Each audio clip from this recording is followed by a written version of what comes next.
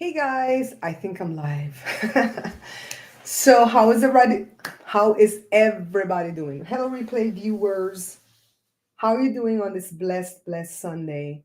So if you weren't in this live event, you're obviously watching the replay. So welcome to the show. You guys know that my show is about cooking and eating and happiness and love and joy. But today we have to talk a very serious topic. All right. So let me let some of you come in. Hi, Boo, come sit. I went from I don't see you over there. I coughed too much. Get a candy. Get one of those burn candy. Is Wednesday good? So far she ate good. She's Okay. still going out. Went out a couple times this morning. Yeah. But we need to give her more medicine. But Jada didn't because Jada was hot when she left. I understand. Hi, Christine. Hi, 27 Av. I think it's always that. Oh, thank you, Christine. Huh? I can't say it because you're live, but Boondocks has a thing, an N-word moment, and that's what Uh-huh. these people keep trying to do. An N-word moment? Mhm. Yeah, you could say the, don't say the actual word. I'm not gonna say it, but Uh-huh. that's what this feels like a Boondocks moment. You're gonna do that, threaten and let's go to police and all that for something this stupid. Yeah. This stupid. All because of a lie Myrna told. Crazy. Is she still doing that?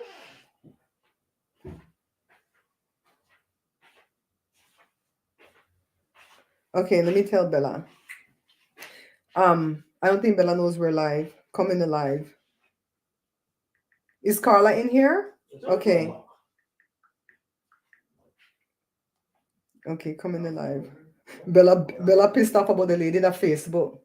All right, so let's talk about something. So I told you guys I look younger. I don't like my hair up. Because it like kind of pulls my eyebrows up and I look weird, but maybe that's why I look younger. But I was just like working with money today, getting ready for taxes. And I wasn't gonna do a live today. But I've decided, because with all the shit that's going on behind the scene in Joe's side of the family, I said my piece in the last video and I said it very eloquently and I was very vague about who I was talking about. Some of you that know me, and hey, talk somewhere else. On the throw off my thing. Some of you that know me know who the players are. And when I did that show, you guys still didn't know who the hell I was talking about. They're like, who the hell are you talking about? Like, hello, people. So and so. Okay, make the thing catch your baby because you got you looking dark. Well, they can't hide from it. What the hell? Carola said, what the hell? How you so? I come back from Belize. Put that one on there later. Hey, I come back from Belize dark.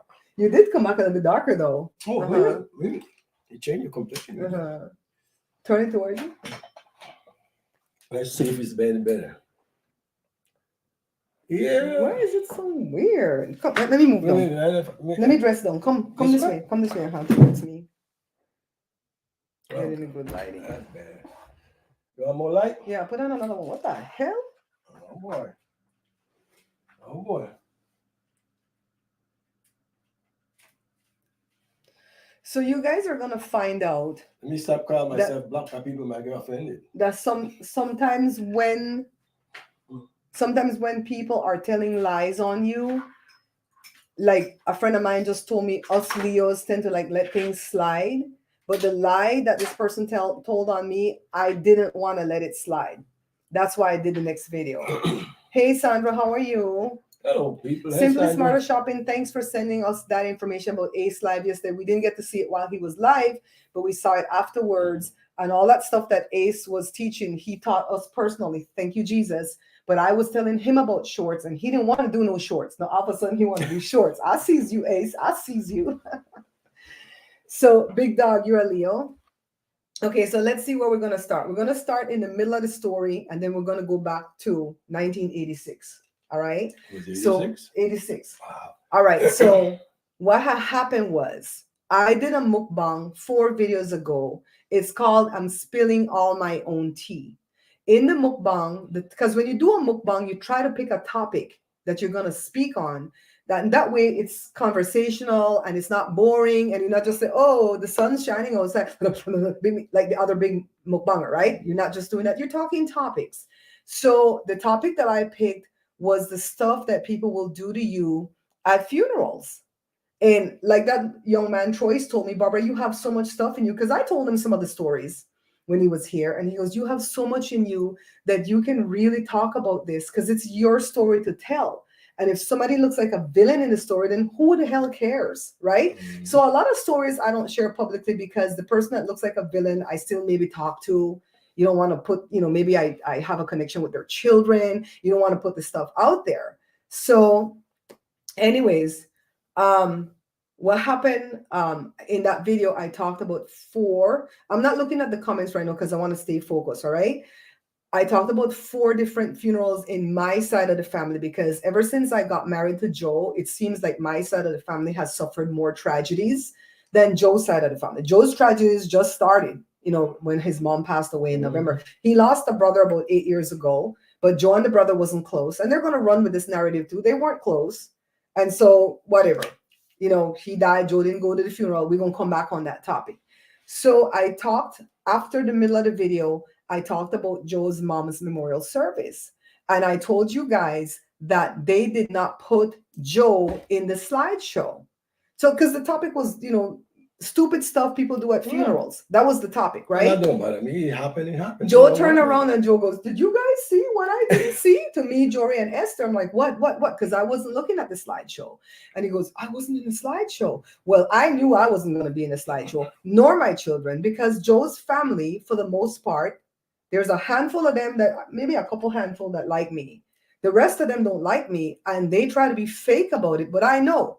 And I'm the kind of person that call a spade, all right?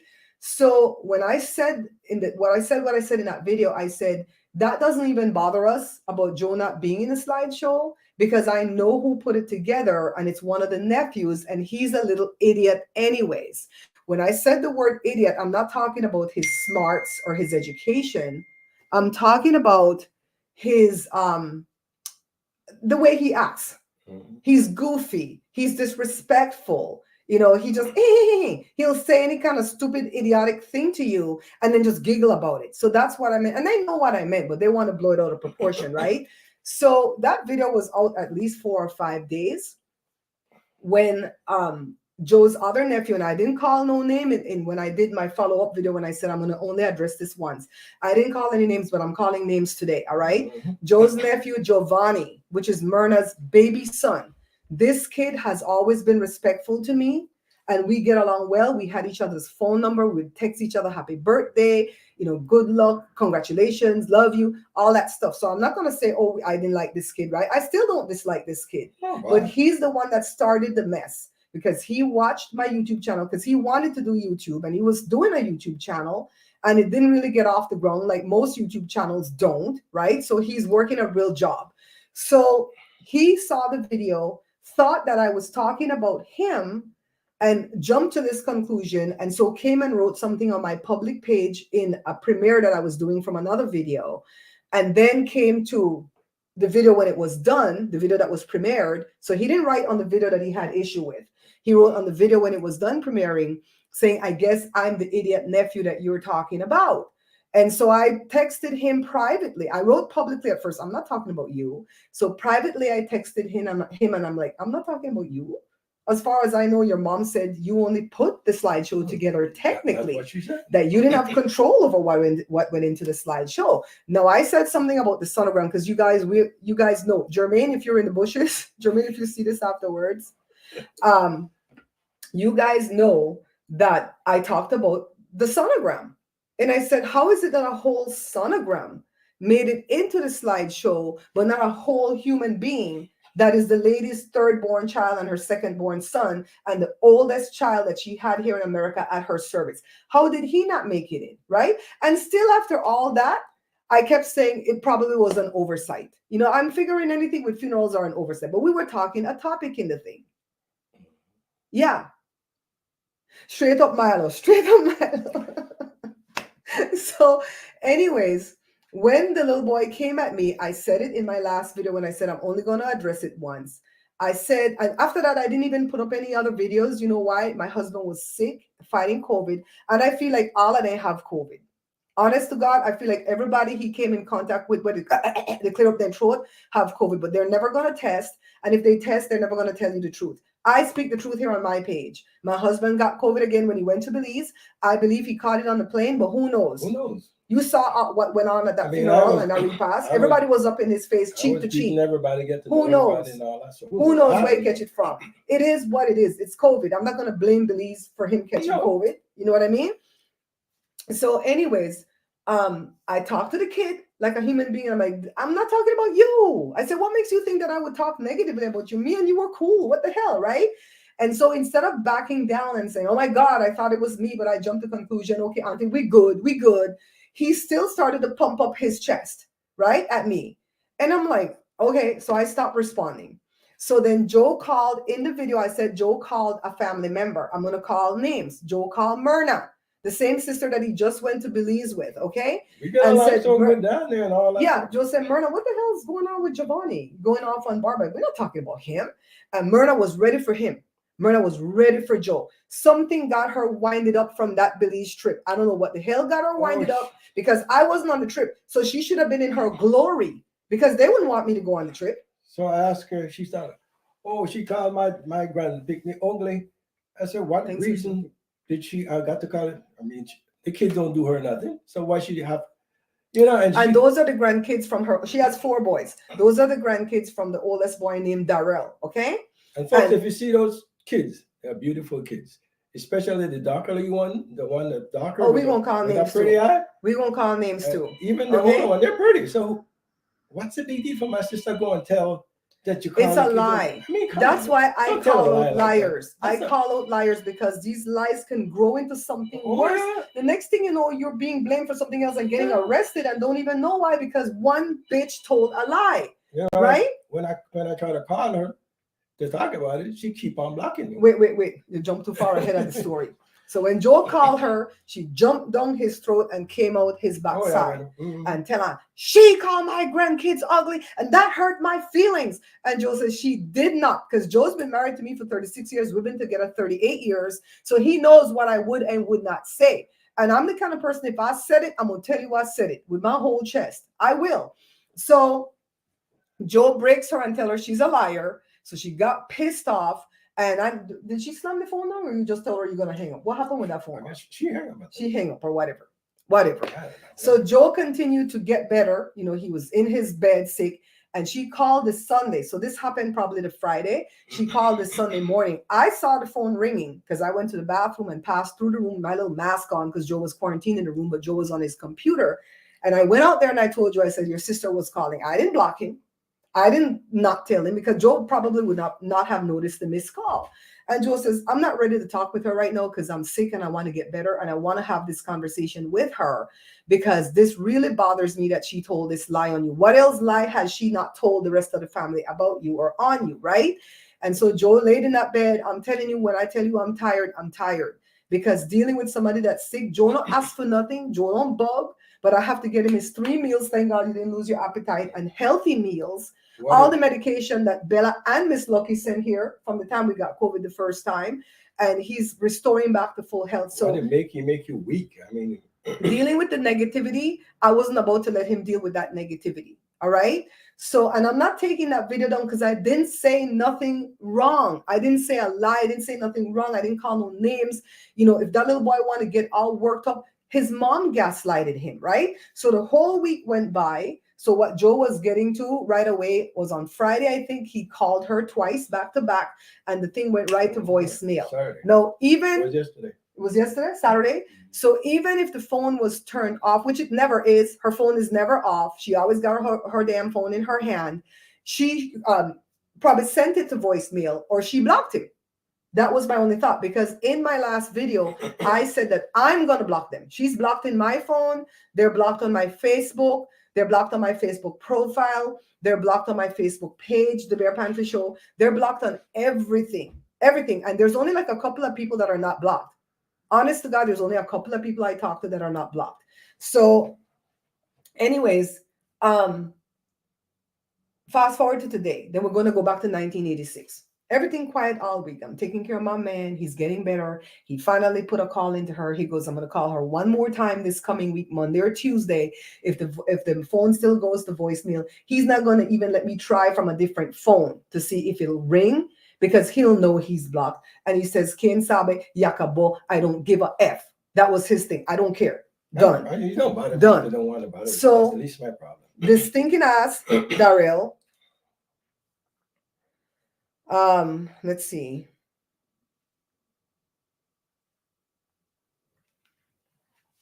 This is his nephew, Joe. Bend on your head so the thing don't catch your eye. Just so they could read it.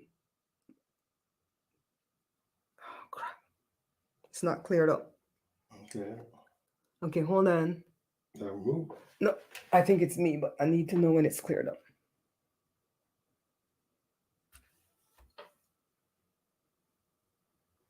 The stupid camera no want to clear up. Come on. Too close. Put your hand on the camera lens, Joe. Like. I'm moving now. All right. Hold on. A text came in same time. Ready? Do it again. Do it again. I want you guys to see this on camera, okay? All right, move. Close your eye. Man, this camera doing the most today. Crap. I'm gonna have to save this and put this in a mukbang, okay? Cover up the lamp. Which lamp? There's so many lamps. No, touch nothing. Not touch nothing. That's it. Move. Go. Okay, don't mess with the light. I'll put this screenshot on my page or something, on my community feed, okay? Because I want this public and evident because I'm going to the police tomorrow. So this is the nephew, Myrna's oldest son, and I'm going to tell you why he's at this point of rage, okay? It says, I'll post it in the community feed. Let me tell you something, you fat, sour bitch. You want to talk about my kids? Then you want to put effing asshole, but they couldn't spell it or the phone misspelled. They put ducking all hole. Okay? What you need to do is talk about your gay ass son. I don't know which one. Bitch. And if your bitch of a husband don't like it, I tell that bitch I have one bullet with his name on it. So F, he put the byword you, and I hope I punish. This is what he wrote. I hope I punish for the rest of your asshole lives. No, he wanted to put, I hope you punish. Wanted to put a spell on me. Bitch, nobody can put a spell on me because you see how God do it? God turned the spell right back on you. I'm a child of God. Nobody can put a spell on me. So that's what he sent here. All right. His name is Darrell, Darrel Stuart, Stuart. My investigator's in here. He's in Dallas, Texas. See if you can't get an address on him for me so that I could take the address to the police station because I'm not playing no joke with this is a rascal picnic right here. Okay. So he got a bullet with my husband's name on it. That's a threat. That's a serious, we don't play. I told you guys already. I tap into my 62% European whenever I'm threatened. I will involve the police. I don't care. And folks, it shocked me to see my sister tell a lie like that. Come on. It not shock me because she's told enough lies on the rest of the family members that I've kept quiet about. And I'm not going to reveal my whole hand here in this live today. Don't think this is a live to where I'm going to say, he said this about this one, he said that about that one. He said, I'm not going to do that. I have that evidence on tape. Because when Joe was taping in Belize, there's a lot of shit I had to cut out of those vlogs that I made for Joe because she in the car not shutting up her mouth for 1 minute talking about everybody. And I will bring this one topic up. So the auntie, which is Joe's father's only living sister, was left out of the death announcement when they put it out on the internet. I personally believed at that point that it was an oversight because sometimes they have young kids doing these things, just like the mom's memorial service slide. That was a kid. That was a what? 20, how old a kid? 32? That's a kid to me because I remember when he was born. That was a kid doing that thing and they did the most. So why did Myrna and Giovanni get so worked up? I think because they had more power in what happened in that slideshow than they said they did. It made me believe that it wasn't the other kid at all. The way how they went on. Yeah, I'm gonna send the police to pay him a visit. I just need an address on him. I'm not gonna play no joke. I'm not gonna play no joke. Yeah, And I didn't go to the police station today because my police station is closed Friday, Saturday, Sunday. So if I want to report something, I have to call them and they'll send an officer to the door. It's not worth them burning the gas to come here when there's other important shit going on in the city. But I will go down there tomorrow morning, bright and early, 9 o'clock when they open, show them this. They're going to take a report. They're going to give me a sequence number. And I'm going to save that sequence number with that police officer's name on it. And if anything escalates, I can call and they will show up in a flash because they know I've already been threatened. And because I do social media for a living, my police station don't play. When I show up in here to report anything, they know what I do for a living. They know me on a first name damn basis when I walk in there. Okay, so they don't play. So hi Tahara, darling. So this ninja comes and he threatens. I don't care who want to call me fat. I call my own self fat. Girl, I'm fat and beautiful. F him. He wishes his ex-wife may look like me. So let's get into this, how this shit started. Let's go back to 1986. I met Joe in 1984 and we got married December 1986. We got married December the 20th. The day after we got married, Joe had to go bail out a bunch of his brothers and sisters out of jail because they were coming into the country illegally and they got busted. All right. He didn't put up the bail money. His uncle did. But that's what we dealt with the day after we got married. They fixed everything. They made it right, whatever, throughout the years. Right. So we're not going to harp on that. That same day, Joe's mother called from Belize. And I know this lady from Adams. I just married her son. I don't know these people. And she said, I'm getting a visa to come to America, but I didn't go in for my visa yet. But I went in for my daughter's visa, which is Joe's 14-year-old sister at the time, half sister. And she said, I'm sending her to America on the 27th of December, 1 week after me and Joe got married. I want you and your wife to take her in and keep her until I can come. So my question was, what if she can't come? What if she doesn't get a visa for her to come with the younger brother? I said, I don't want to take in a teenager. I'm 20. Joe is 29. This little girl, 14, we have a 1-bedroom house where you have to pass through the bedroom to go to the bathroom. It's an inconvenience. And so I told you, I said, you have your sister right over there, Myrna, and all the boys that came, right? They had just come the 20th. And that's the house where we used to live. Well, I used to live when I moved. Yeah, it was a house that Joe had. He was renting a bachelor's. It didn't even have a bedroom. And he left that house with them so they could all stay there. And so Joe told the mother, why can't her go and stay over there? Let her go stay over there. She has her sister, which is Myrna, right? That time Myrna was 28. Joe was 29. And the mother said, and I quote, I don't want my young, impressionable daughter staying with Myrna because she's going to turn her out. All right? Means she's going to make her start hoeing. So I said, no. I said, I'm keeping this live up, Tahara, because I want this thing to be evidence. I said no, so they started to hate me right away. Every one of them only a couple of them didn't hate me. Some of the brothers, they understood. I'm not calling all these people names because they're not involved in this. The only reason that I'm speaking this live is because they're sending my videos around to everybody else. And those people are believing her lie. You know, silence gives them permission. If somebody's telling a lie about you and you don't stop that thing right where it starts, people are going to believe it's true because you're not defending yourself. You know what I mean? So when my mother-in-law came, me and her didn't get along. She did get her visa. She did come January 87. Me and her didn't get along for two reasons. One, she was mad off of that incident about that little girl. And let me preface this by saying that me and Joe's little sister don't have no beef. When me see she, I make much of she. When she see me, she make much of me. We don't have no beef. That's why I'm not even calling her name in this, right? No beef at all. We just don't talk to each other like that. I'm not friends with these people. If I wasn't married to Joe, these are people that I wouldn't know. All right, point blank, period. So anyways, she held that against me, my mother-in-law, because I told you guys in 36 years, there were 3 different occasions me and my mother-in-law didn't talk for years. A couple of times it was months, a couple of times it was, and then one time it was years that we didn't talk. So she also held it against because she was living with a man at the time. The man came to America. The man was like distant relative to my dad. The man came to America to visit and ended up staying past his time and stay with Joe. No, he had kids, right? He got some with big houses and all that kind of But he didn't want to go stay with his kids because his kids didn't want him. I didn't want to live in the same house with that man when Joe was going to move me into that bachelor's because we already know the man was a pervert from Belize because, like I said, he's distantly related to my dad. My mom knew him and he used to sell ice cream from the ice cream truck when I was little. So my mom used to go out there with us to buy the ice cream because you want to feel up your hand and stuff. So I'm not staying with this man. This man's a whole perv. So the man get mad and went back home and told Loretta a bunch of lies about why he went back home. Loretta called and said, could you keep that place for me? Because I know you left that place. Joe and his brother, his older brother, got together and paid the rent half. So one person didn't have the burden. They were the only people here at the time.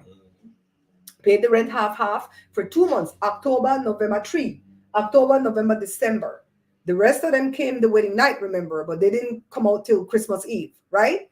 So anyways, she held that against me. Every time I would go to the house, you would have the one brother that ended up dying 8 years ago, would play games. They all play stupid, silly reindeer games, right? Joe would knock on the door and Joe would go, hey, everybody jumped. You see how everybody treat Joe down there? That's how they treat Joe. Okay. He would walk in. Oh my God, Joe, hug. And I'm trying to get up the little stairs to get in the house. And Brian would go and slam the door in my face. And I would stay right outside. It takes a few minutes for Joe to realize that I didn't come in behind him. And he would scold Brian and say, why the hell did you do that? You know, stop being stupid. But like Joe will scold them. Right. So I got tired of that shit. And I said, I'm not going to go visit these people anymore. These are not my people. Now, I had two people advising me. An older lady that was my mom's friend that ended up becoming my friend. She was like in her 60s at the time, right, Joe? When I was in my 20s. She's long dead. And she told me, don't go around them. If they don't like you, don't go around them. Don't give them no reason to show you no kind of bad face because you come from royalty compared to what the hell they come from. That's what she told me. My Aunt Lita, on the other hand, because she introduced me to Joe, she said, don't let Joe go there by himself because they will plant seeds of discord in his head and wedge between you guys. You're just building a foundation. And the reason we were able to build such a strong foundation is because my parents disowned me for 5 years. All right. They disowned me for marrying him because they thought he came from crap. All right. No, then talk about the color thing. My parents are colorist. I'm not ashamed to admit that. I can't control that. Right. So all I had to cling to was Joe and God. My Aunt Lita was in my life. She offered advice when she could. All right. When in the first year, when I didn't feel like I was happy with Joe and I wasn't going to make it, my Aunt Lita said, you will come and live with me. And I didn't want to do that because I know we weren't having trouble because of them. They're always there starting some shit. They're shit starters, right?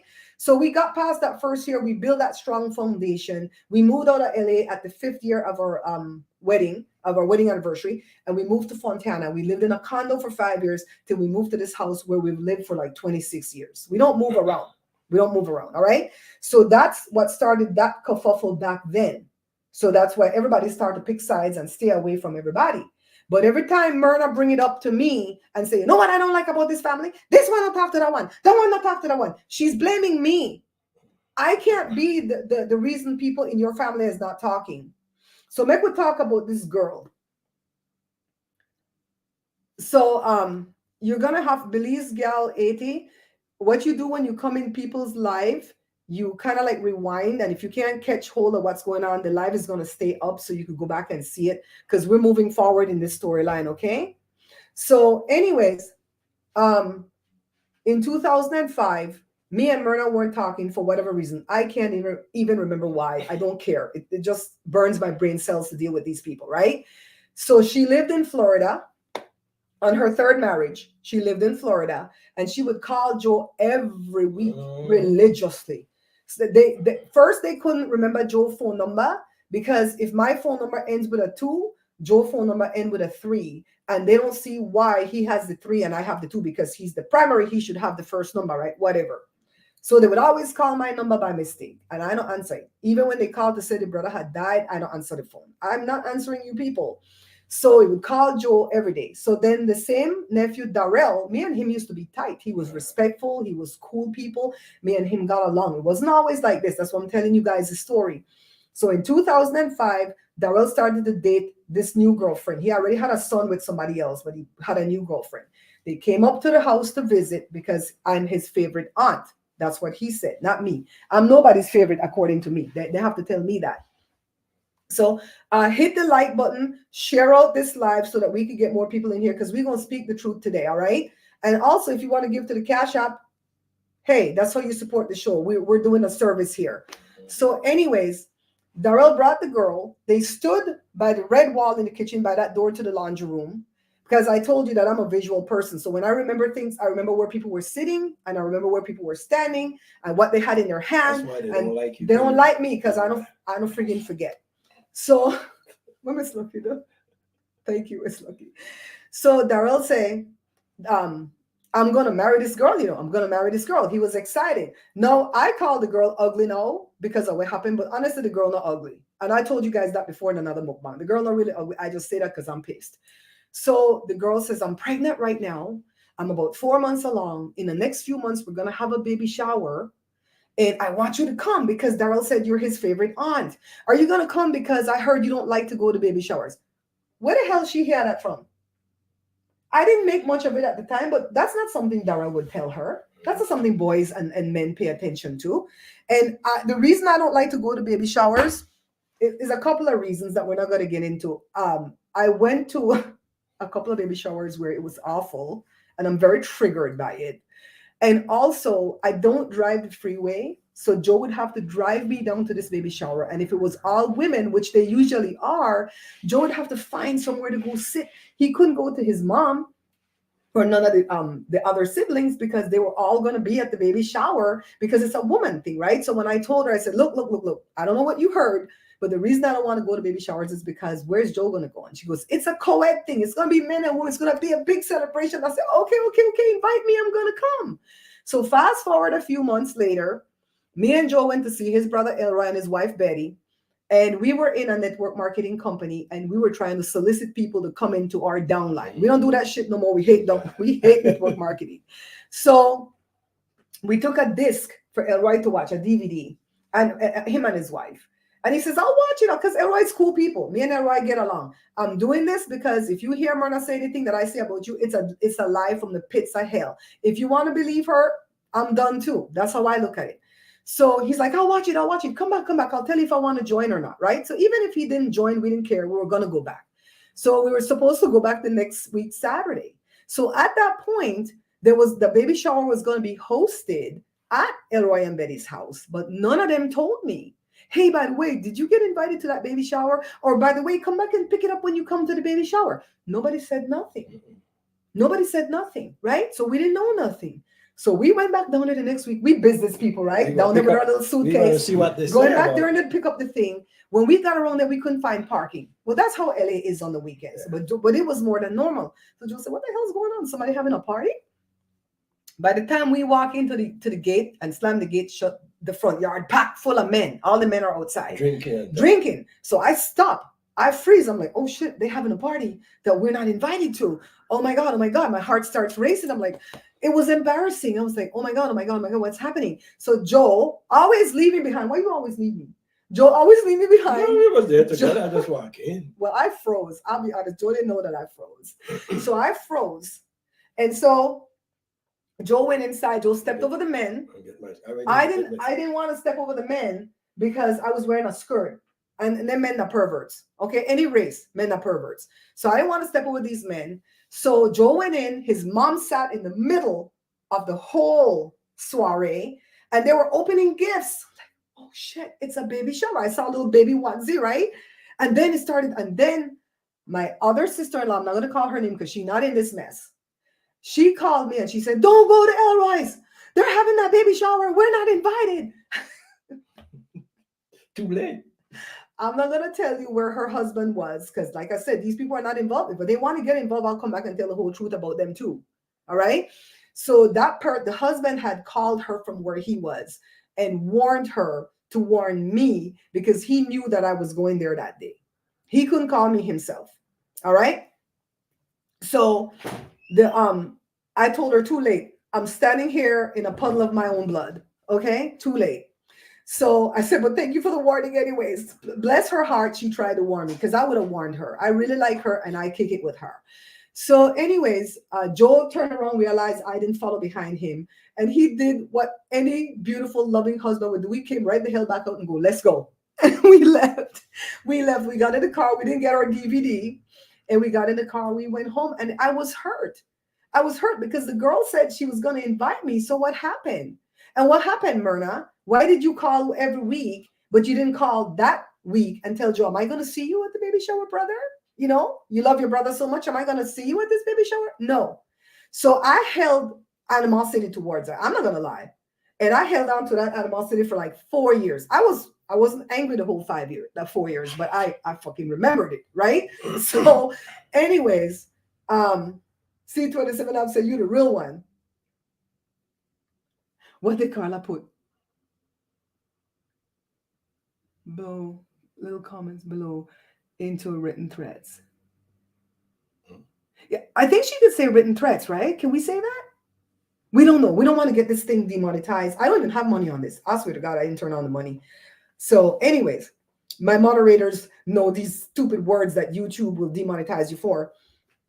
So I held on to it. I kept my distance. I didn't go near them people. I stayed the hell away. Joe go visit them. I don't go visit them. My mom's sick and died or whatever. Joe go visit them. I don't go visit them, right? So fast forward to 2009, the same couple that had the baby shower finally going to get married. I don't know what took them so long. So they sent a wedding invitation. I think I spoke about this one time too, but I didn't call names, whatever. So don't worry, Penny. Just watch this live, because when I'm done with this, I'm going to go back to editing and forget these people exist. So when the wedding invitation came, Joe had gone home to Belize with my parents, because my mom decided that Joe needed to go home and see his older sister, Glenda, because he hadn't seen her in a lifetime since you came in 79 to 2009. And she says, you know, it's not right. We didn't have YouTube then. We started doing YouTube 2011.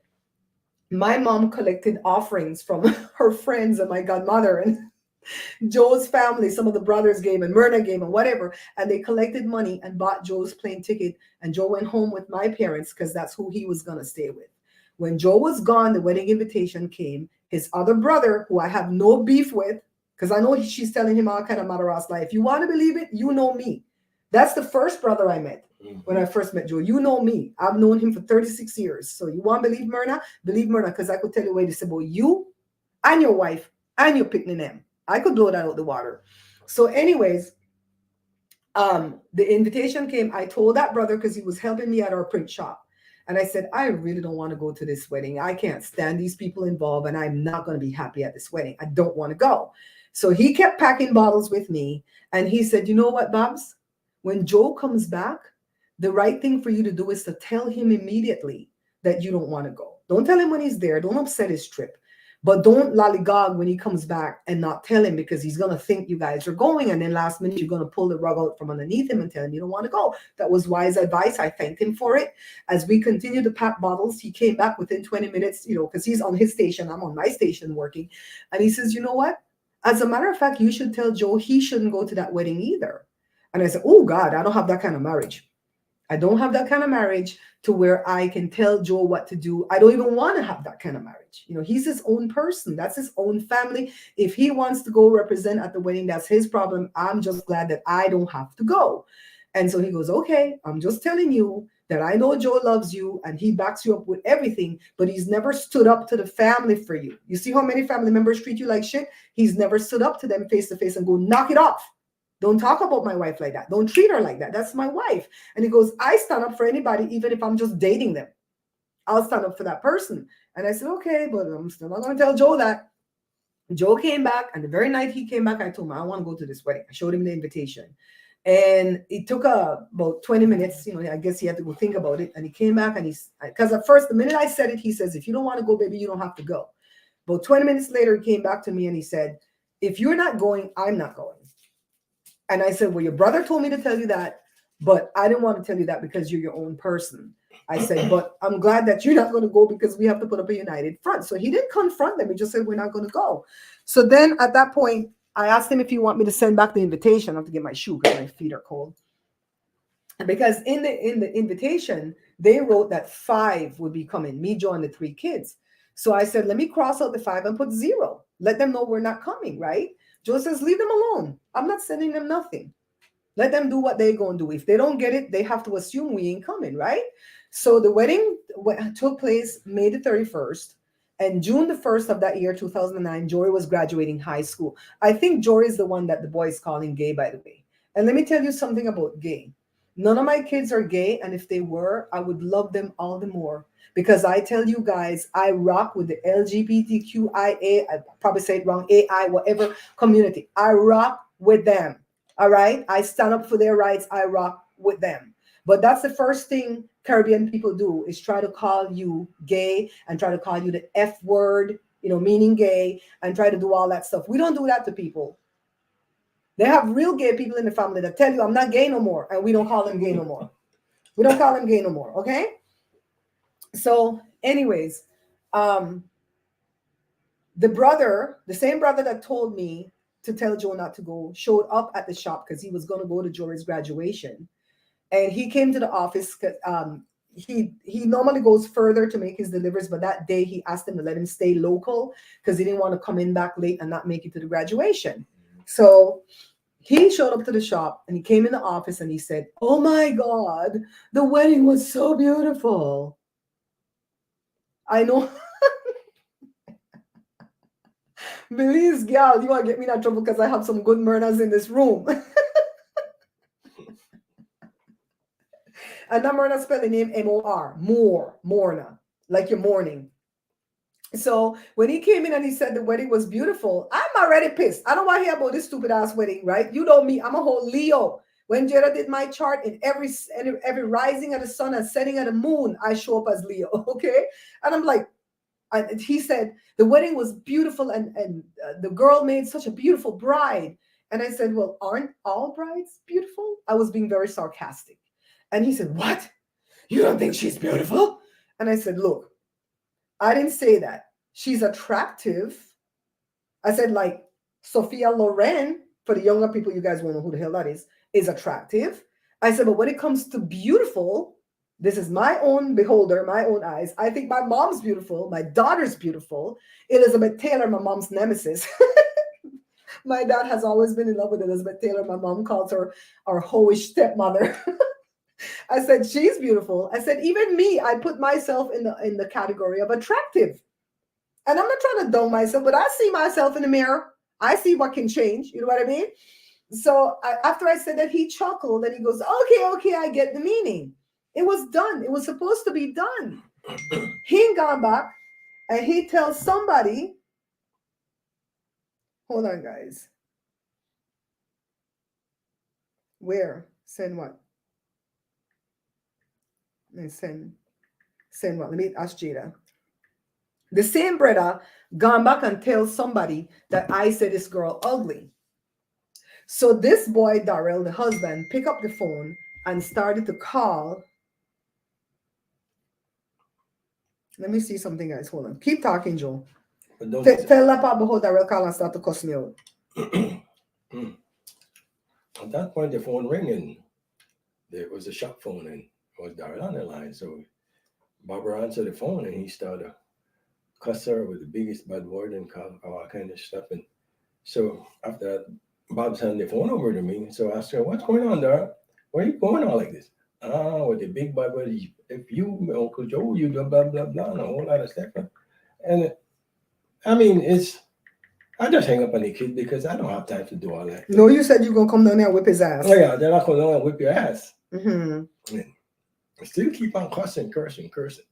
Then I hang up on him because I ain't got time to battle with him. Yeah, so that ended that right there. So I asked the brother, because he's the only one that could have gone back and said anything remotely like that, right? 27 of I'm going to leave it up. Don't worry, I'm going to leave it up. So I asked the brother and I said, I texted him, I think. I called him, he didn't answer. So I texted him and go, what the hell, Gibbs? Why would you go back and say anything that we had in that conversation? You know they're going to misconstrue it. You know that I clarified my point. What the hell? And he texted me back and he said, you know, your sister's husband plays ball with Darrell on a team. And maybe you inadvertently said something to your sister about that girl. And then she said it to her husband. I said, what? What? Okay, I'm going to give my sister your phone number. Because everybody knows don't mess with my sister. I just started to speak up for myself after my mom died. My mom's death gave me freedom to start to speak up about all these ills that people do to me, right? So he said, no. Please wait. I'm going to come later after work and we're going to sit down and talk this out. Don't give your sister my number. So he came. He told me that he was talking to the younger sister. I'm not gonna call her name because she don't have no beefing of this. So she's gonna finally find out what she said, what he said. He said I was talking to her, and she brought up the fact that Myrna kept going on and on and on about this girl, how beautiful she was. They like her because she got green eye. Darrell father have green eye too. That's why the baby came out with the green eyes. And he goes, oh, she was a beautiful bride. The dress was gorgeous. I'm going to send it to Bridal Magazine, da, da, da. And he said, remember, he said this now. You know, he had this out of my sister-in-law mouth, that she said, why is she going on like that? That girl wasn't all that and a bag of chips, and neither was the dress. And he said, he opened his mouth and he said, that's the same thing Babsy just said.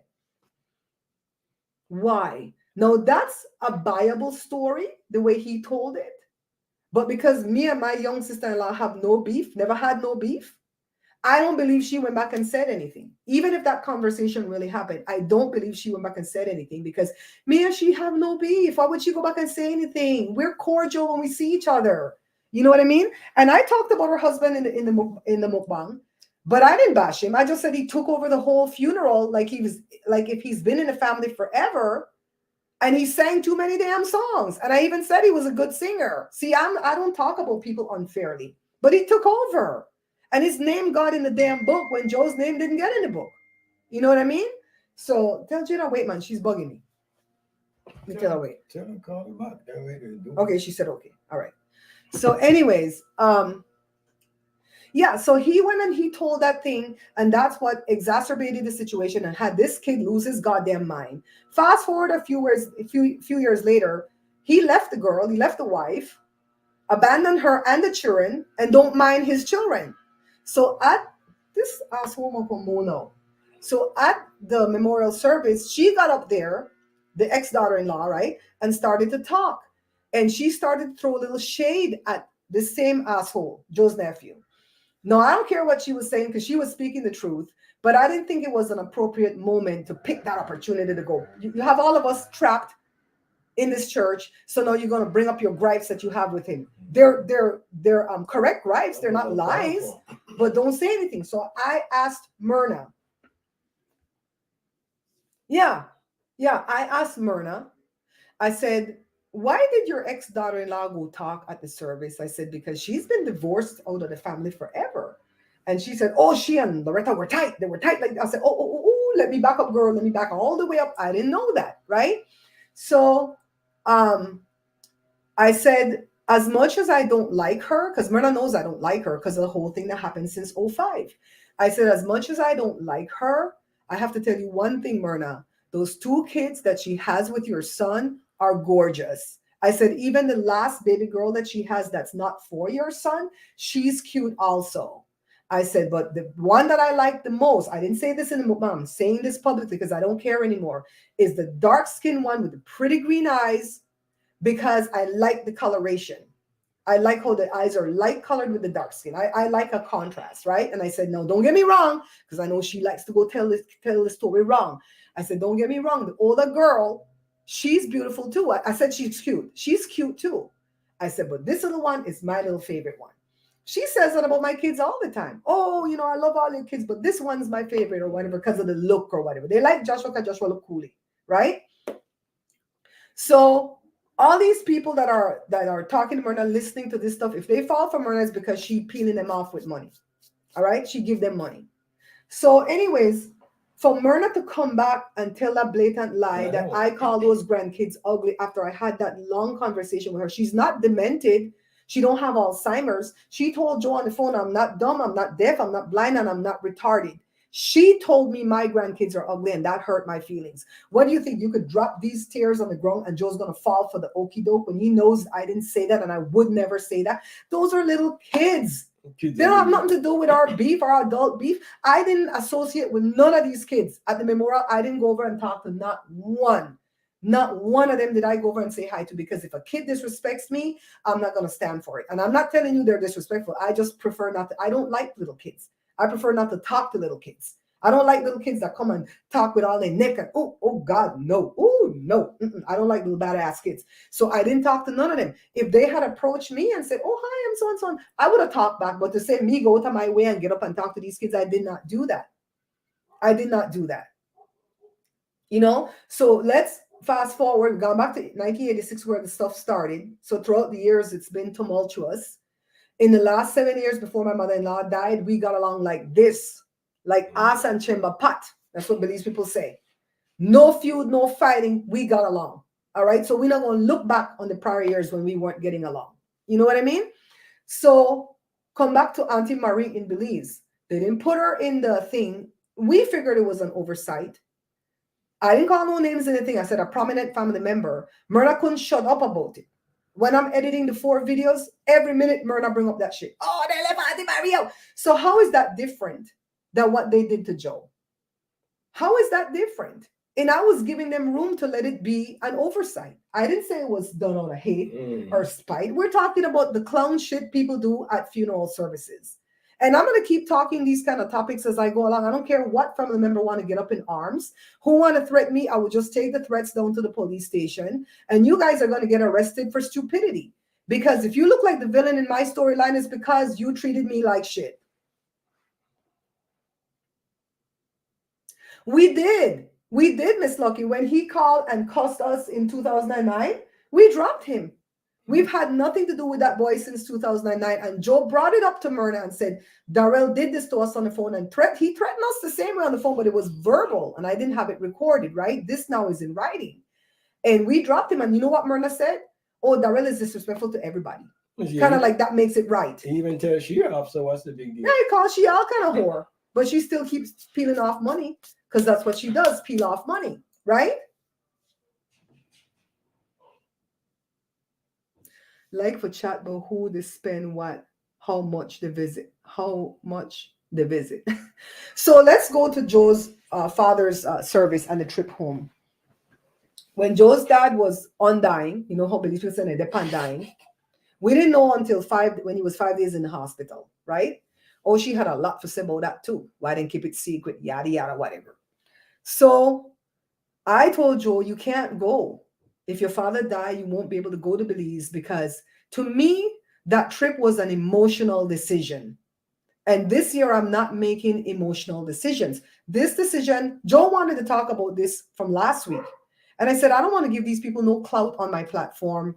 I said what I said. I'm moving on. The hell with them. You could have a relationship with them if you want. I don't want one. I personally don't want a relationship with them. So, and if the people listening in the bushes think it's you, then maybe it's you, because you know who I talk to and who I text and who I mess with. So, anyways, where was I in the storyline now, Joe? I lost my train of thought. Going to Belize? Oh, the Belize trip. Thank you, baby. So I told Joe we can't afford it. I haven't made the $1,000 in Facebook in a while. And I would need that $1,000 to pay off for that ticket. The ticket was supposed to come to about $1,000 because it was expensive at one point. So Myrna opened her big mouth and she said, if our father died, I'm taking my brother with me to Belize because I'm not going to go there by myself to, bury my dad and blah, blah, blah, blah. And okay, whatever, won't say anything, right? So I told Joe, because Joe was adamant, I want to go. I didn't see my dad when he was alive. Thank God he saw him in the hospital when different people called from FaceTime. So he says, I really want to go. We weren't having a fight about it. Thank you, Bella. She's an empty vessel. Oh, Darrell Moto meet the wrong person. He surely will. A white police officer want to show up their door. You make her find the address. I put my investigators on it. Find the address. Dallas. So anyways, Joe was adamant that he wanted to go. So I said, okay, I owe for the flooring that we did in here. And I owe for what was the next thing? The GoPro that I bought for him for Christmas on one credit card. I said, I'm going to quickly pay that off. That's due February 1st. We had enough space on the credit card, but I don't like for things to meet things. Oh God, I don't want to get back in debt. Thank God for the pandemic because I got grants from IDLE and I got a loan from EIDL and I've paid off all my debts. That's why we're going to continue with no renovations because we ain't got no money to do the renovations. And whatever money I make in Facebook, that's extra, we're going to put towards a car. We're going to get a different car. Okay. So anyways, she called up and she said, Igwe, no matter what. I told you, okay, what's up, man? Can I shower or should I just? Yeah, you can shower. It's just alive. Okay. I said, I'm going to put it on a credit card because I didn't have the money. All I had was from my Patreon because many months I don't clear out my Patreon money because I only make like $36 a month at Patreon. And I went 4 or 5 months without clearing out my Patreon money. I have a PayPal account where 2 different people, Liz and Jasmine, will donate to from time to time, bless their hearts. And I left all the money in there, and I had $166 in one account and like 36 in the next account. And I could put it together, and Joe would have $200 spending money. I can tell you guys the whole truth. I didn't ask my people for nothing, because when people let me know how they feel, I believe them. I didn't ask. You guys came through. You guys came through. And on top of the money that I had, Joe ended up with $500. So when she said, and he never get the $500 right away, we only had the $200. When she said, Zell me $250 towards Joe ticket, and I'm going to pay the difference, whatever it is, that didn't sit well with me, because I know her Myrna stay and she won't talk about it. And so Joe was like, just sell her the money, because he wanted them to buy the tickets together. So when they bought the tickets after the old man died, they bought the tickets together, because it was 4 tickets. It was for her, Joe, her son, Patrick, who we get along with. All right, Patrick, don't let your mom tell you no lies. You want to find out something, call me, because Patrick's wife treat Joe like a king. Oh, yeah. And Joe will never forget that. Don't let your mommy tell you no lies. So anyways, and the next nephew, Manuel, because they were in Texas and Dallas, and they had to, well, they were in Houston, and they had to go to Dallas to fly home with Joe and Myrna. So because they were buying the tickets together, I didn't want to go buy it by myself, and then Joe ended up on a different plane, yada, yada, blah, blah, blah. I wanted Joe to travel with somebody. We're going to come back to what before his mom died too. So we Zelled her the $250. And I told you, I said, she was kind of a blessing, but kind of a curse at the same time, because that was the money that I was going to give you for pocket money. Because a grown man is not going to travel with no pocket money, right? Without no pocket money. And I said, that's what I was going to give you. And so I said, but God, if God wants this trip to happen, he'll come through, right? So then money started to come in from donations, right? Books started to sell, right? And we get the $500 for Joe to take with him to Belize. It's not a whole lot of money, but he had some money to take in his pocket. And I Zelled her the $250. I asked her how much a ticket costs, because if she ever talk about it, I told you guys already, if she ever talk about it, I'm going to give her her damn half of her money that we owe her. You guys, Carla tell me and Bella tell me, my moderators, don't give her shit. She the one that wanted to do that for Joe. Let her do it. What you said, Josh? I agree with them. Joshua agrees. So it's $260. One of our sons on you. It's $260. That's the difference, because the ticket came to $510. They locked out on the tickets. And I asked her, how much a ticket come to? Because they don't have me over a barrel. I don't like people to give me shit, because I don't like to be bought. But you guys give from your heart. You guys give from your heart, and you guys never let me feel like I'm on the hook for what you guys give me, right? So anyways, they went home. Myrna treated him well, but she tried to throw shade at me throughout the visit. And whenever she would say, "No, what I don't like about your wife," Joe would say, "What the fuck you talking about now?" And she would back down. She couldn't see an inroad towards Joe. Now, I had no connection to my own husband. When he leaves here, I am no longer tethered to him, because he will not call you. He called me in the morning, 5 o'clock my time. "Hey, babes, you okay? All right, love you, talk to you later." Nothing later. Next morning again. That's it. I won't have no connection to him, because he didn't have the roaming turned on to rack up the phone bill, because it's $10 a day. He didn't want to put a $50 thing on the bill. He'd rather put a $20 or a $30 thing on the bill. And let it be known, me and Joshua were the two that were against Joe going to Belize on this trip. Jory and Jada pushed him to go. So we were having our own little disputes in here. We weren't really fighting, but we were just like, "No, don't go. You're going to get sick over there." You see what happened? What did I say was going to happen? Exactly what a black woman in hindsight. You know what happened? Exactly what I said was going to happen, right? You don't put thank you, Carla. I know what you mean. I know what you mean. Talk big and shit small. For real, for real. Who that, Josh? Huh? Is that you? Yeah. Okay. I was just mentioning I put Wednesday out last night because she had to go, so Okay. You done, Sean? I'm about to. Or should, Alright. are you almost done? I'll just wait. No. Just pull the door. It's just a live. Okay. It's just a live. Just pull the door. When I'm taping the mukbangs, it's different. Yeah. So come back to when Joe wanted to go see his mom. Joe wanted to go see his mom because I was the one. I'm going to take all my credit now, because I don't like to take credit in people dismay. I was the one that told you, your mommy not doing well. I spoke with her on the phone. She sung short of breath. It say 2 foot, the swell up. To me, that sound like kidney failure. You should try to go see your mom in Oklahoma. Joe said, let's drive there together. It's an 18-hour drive. I said, I don't want to drive nowhere with Joe Greenwich right here. Because he want me navigate, and I'm going to navigate us off of a cliff, and then he going to blame me. So I don't want to drive. Okay, yeah, get spanking right in front of everybody, okay? I might like that. So I said, you fly upon the plane, you go. He didn't want to go alone, right? And I really didn't want him to go alone. I wanted to see my mother-in-law. We were getting along famously. After my mom died, she made amends with me, and we were tight. We was thick as thieves, okay? So anyways, I called the sister, Myrna, again. And I said, Myrna, you're my sick, yada, yada, yada, yada. Her first thing on her mouth, she doesn't want to go live over there by her favorite prize daughter.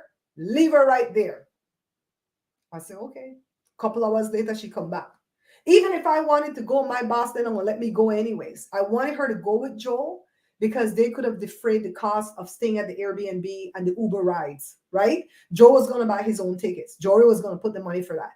So she came back the day later and she said, okay, I'm going to try to go. And so I said, okay, well, let Jada go look for some tickets for you and Joe. I'm excited. Joe's going to go see his mom, right? So when Jada looked for the tickets, she texted me, Myrna texted me, and she said, Barbara, please don't tell my mom that I'm coming to see her because I want to surprise her. I texted her back and I said, you want to surprise an 84-year-old woman with a pacemaker? I said, and what's this eye stuff? Isn't Joe supposed to go with you? And so she texts me back and she goes, I'm going to go by myself because I'm going to stay with my brother and my sister. Joe has a brother and a sister over there. And I said, oops, okay, there it is, Joe. You can't go because that brother and that sister don't really mess with us. No fight, no feud. People just move away. They get a new family. They move away. They keep to themselves. They don't want to be in the mess. Who knows what Myrna telling throughout the years why they don't mess with Joe, right? So they stay away. No fight, no fuss, no feud. When Joe saw them at the service, they were just like nothing happened, right? So she bought her ticket. She wanted to go stay like 10 days. The boss telling her, no way. So she gonna spend 4 days, Friday to Monday. She didn't see the mom the whole 4 days. She saw the mom Saturday briefly. No, Friday. Friday briefly because she arrived Thursday, I think. Saw her Friday briefly, surprised the mother, throw the lady off in a pacemaker. She probably kill her. Then the Saturday spend time at the brother who lives an hour away from the mom. So you didn't really go for the mom then, right? Because if we had gone, we would have spent every waking moment with her. Take her out in the wheelchair, take her places, let her get the sun, just enjoy her, right? The Sunday they had a big soiree at the little sister house, cook everything the mom wanted. The mom couldn't even eat the stuff because she was already dying and didn't know. The Monday morning when she went to say goodbye, that's when she found the mom still warm in the bed on her birthday. The mom chose that day for a reason because you're messy as F. So, yeah, she do all this shit to Joe. I didn't come and tell you guys this publicly. I didn't come and tell you that Myrna did this. A loving sister who loves her older brother did that. Made sure she gonna see the mom and Joe couldn't see the mom. But God had it to where he talked to the mother because he wasn't going to call the mom. After he heard from her Saturday and that the mom took the surprise well, he was going to wait till Monday morning to talk to the mom. And I pushed him. They don't know that when Joe reached out and called any of them, I'm the one that said, you don't want to reach out to your brother? He reached out to you the last time. You have to reciprocate and kind of meet him halfway, blah, blah, blah, blah, blah. I'm the one that's always trying to build that bridge between Joe and them because Joe really don't care. He don't hate none of them, but he just doesn't care. Joe's here all day trying to figure out how we could level up and become millionaires. That's what's in Joe's brain all day long, right? So she screwed Joe at that trip. But Joe called his mom after I insisted and say, hey, Miss Bishop. That's what he called her to mess with her. He called her mom. He called her Laura. He called her what? But a lot of the times to mess with her, he say Miss Bishop, her name, her last name. Hey, Miss Bishop. So you'll get your surprise. And she said, oh my God, I was so surprised. I couldn't even eat. Oh my God, she shocked me. And Joe says, I wanted to tell you, but Babsy stopped me. Again, I'm the one that stopped you from telling her, right? Because Joe was going to tell her Myrna's coming. And so she said, and Joe said, I tried to tell you. And she says, what do you mean? And Joe says, I told you that I think Myrna is trying to come and see you, but she's trying to work it out with her bosses. He did tell her that. And I gave him a look like, shut up. We're not going to get involved in this mess. She already said, don't tell her. And so she didn't read between the lines and know that she was coming. So she was truly surprised. But thank God Joe talked to her that day. And from the time she almost died the year before in 2021, when she said that man came in her room in the hospital, that angel of the Lord, she kept telling us she loved us. She never said that before. Belize parents of a particular age don't tell the kids they love them. I mean, when you used to smile, you know they love you, but they don't tell you. Hi, Adafi, darling. How long we there already? 1 hour? Okay, anybody will miss what's going on, please go back and watch it from the beginning, okay? Because we're not doing this to be trifling, to put the family on blast or whatever. But if I keep saying, because Joel woke up this morning and say, if I call my sister one more time and she don't answer because she blocked me, I will let the two of us sit down and we and say everything that's going on. Because the rest of the family is only hearing her side of the story. I don't care if they want to have a relationship with you. I mean, if they believe, have a relationship with your brother, your nephew, your uncle, whatever. You don't have to have a relationship with me. Honestly, you don't. I'm only married into this family. I told them before I bought the name for $13. And if me and Joe weren't together, I wouldn't even use the name. Let my kids use it. It's their name. I'll go back to my maiden name. I'm tired. I'm tired. Joe own grandmother on the dad's side treated him like crap. Mm-hmm. You know, that's who me and Joe are related through to, that woman. Treat them like crap, and they still kiss up underneath her, trying, oh, Granny Amy, why Granny Amy don't like us? She liked the other grandkids, but not them. For whatever reason, maybe she didn't like Loretta. I don't know what it is. You know, you should like Loretta. That's the problem. Yeah, they didn't like Loretta, so they didn't like Loretta's kids. I did not, I'm saying it with my whole chest, I did not speak anything ill about those two granddaughters. They're beautiful little girls that don't deserve to be in the middle of this mess because of their messy grandmother. And that's why their mother never has time for them to go see Myrna. Oh, she always has to check her schedule, and her schedule never works. Girl, I don't have no issue with you more than the fact that you all played me for that stupid baby shower, and I choose not to have a relationship with you. So whatever they tell you, if you want to believe it, too bad, so sad. I don't know you. I don't have to know you. All right? Giovanni, as far as I'm concerned, you're dead to me. I will sit Shiva for you for 9 days because you know better. Your mother always boasts about your masters. Oh, she talk about how I talk about people education. Let me talk about the education. Darrell didn't finish high school because he smoked too much goddamn weed, right? Giovanni gonna get a whole master's, but it didn't do nothing for him if he's gonna fall for the okie doke and listen to the bullshit his mom has to say about me, because you know me better than that. I wasn't speaking about you. And I wasn't speaking about your unborn child because I had no way of knowing who that sonogram belonged to. I thought it belonged to the other little cousin, your cousin, which is Joe's nephew, that liked to clown and be disrespectful and act out of pocket. And these people are disrespectful to their own parents. It's not like they're just disrespectful to us. They're disrespectful to their own damn parents. So that's why we stay clear of them. You got anything to add, baby? You said it all. I mean, whatever it is, that's it. I mean, it's true. Wellness, because I mean, we leave everybody alone, right, Joe? Yeah. Wellness says some family members or something else. That's what you learn. We left them alone. It's okay. I mean, So I'm not supposed to talk about what happened at the memorial service. They left Joe out of the slideshow. They left Joe out of the funeral book.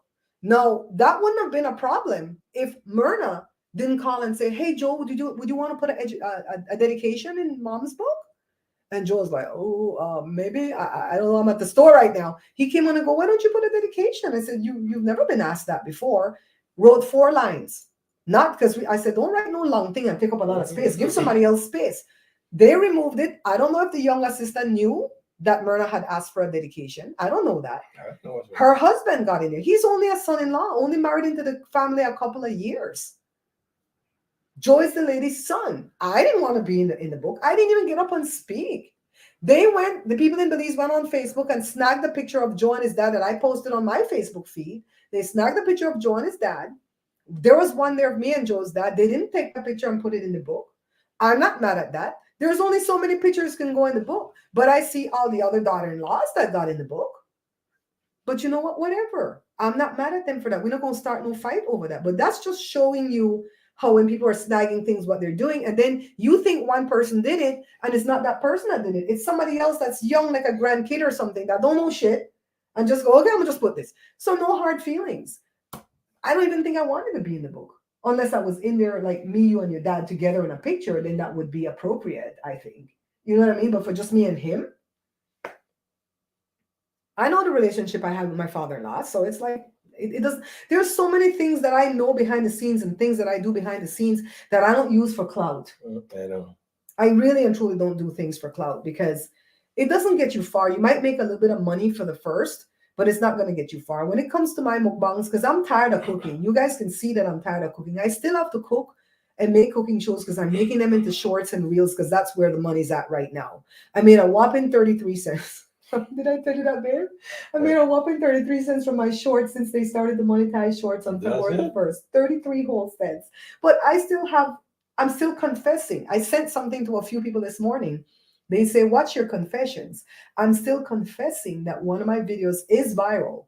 Not going to be viral, is viral. And it's going to blow the lid off of everything. And I'm going to be making real money. And I'll come back and tell you guys too, I'm not going to keep it secret. You guys know I don't do that. A lot of people, when they start to make money, they keep it secret. I'm not hiding nothing from the IRS. I report every dime I make, every book sale, every Patreon money, every donation, everything I report as my in my income. Hi, MNF. I don't know if I should say your real name.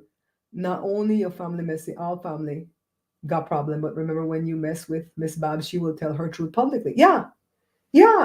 Thank you, Miss Lucky.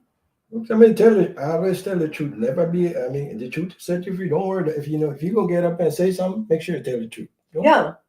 Yeah, and honestly, when I made that video, it wasn't even about nothing. I talked about my entire family in that video for the first 3/4 of the video. The different funerals we went to where they did shady stuff to us too. My mom went home to bury her Aunt Grace in 2008. She was the one with the monetary backing to bury this lady. Everybody get up and they have power in the burial and the planning and the this and the that. So she said, let's sit down. Since they want to do everything, let's sit down somewhere. People will do that. That's the only time they can star. Myrna keeps talking. Myrna called home to Belize and tell certain people, I buried my mom. I had to foot the whole bill. Her bosses gave her $2,000 to do this, to cremate her and stuff. Then she started, can I tell the part about the ashes? The ashes money? Okay, see, I'm asking my husband. So before the dad got sick and died, Myrna was shaking Joe down for some money. She felt that type of way, I believe, because she felt like Joe and I did not contribute monetarily wise to the mother's service. Say what you're going to say about that part, about your mom. Like maybe 10 years before my mom ever gets sick and stuff like that, I always tell her, why don't you put some of that, how you call it, burial insurance? Buy a burial insurance. Buy burial insurance. And she would say, oh, this one is doing it. The younger sister is doing it. My other brother is doing it. Blah, blah, blah. Oh, I got it. But she always keep pushing me off. She didn't want to hear about that. Mm-hmm. And it just went on. I keep asking her all the time. We just keep pushing. Oh, that one doing it. That one doing it. I tell her like this, you know what?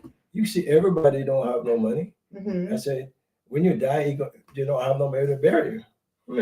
But all our Belizeans think when they're dead, we could eat them. Yeah. Mm-hmm. Well, I mean, the way I look at it, well, you guys don't have that problem. Yeah.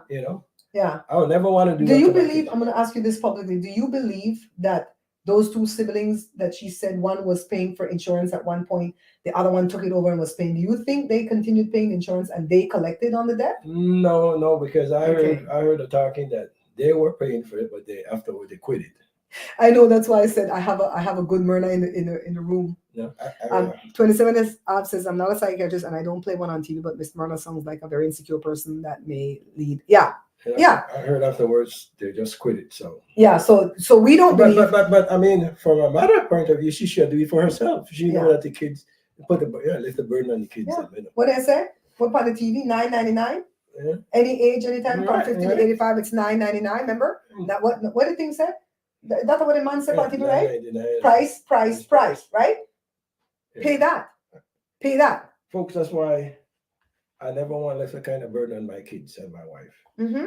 That's why sometimes we don't eat. Why do you think I'm not doing cooking shows right now? We ain't got no money to buy all these damn groceries. We just gonna cook what we gonna cook and do mukbangs. The hell? You guys like it anyways. So Myrna called Joe one day and Myrna said, I'm going to collect some money from every member of the family. And I need money to pay for a plane ticket for my son to come from Belize to take the ashes home because you can't drive it through Mexico for whatever reason. Mm-hmm.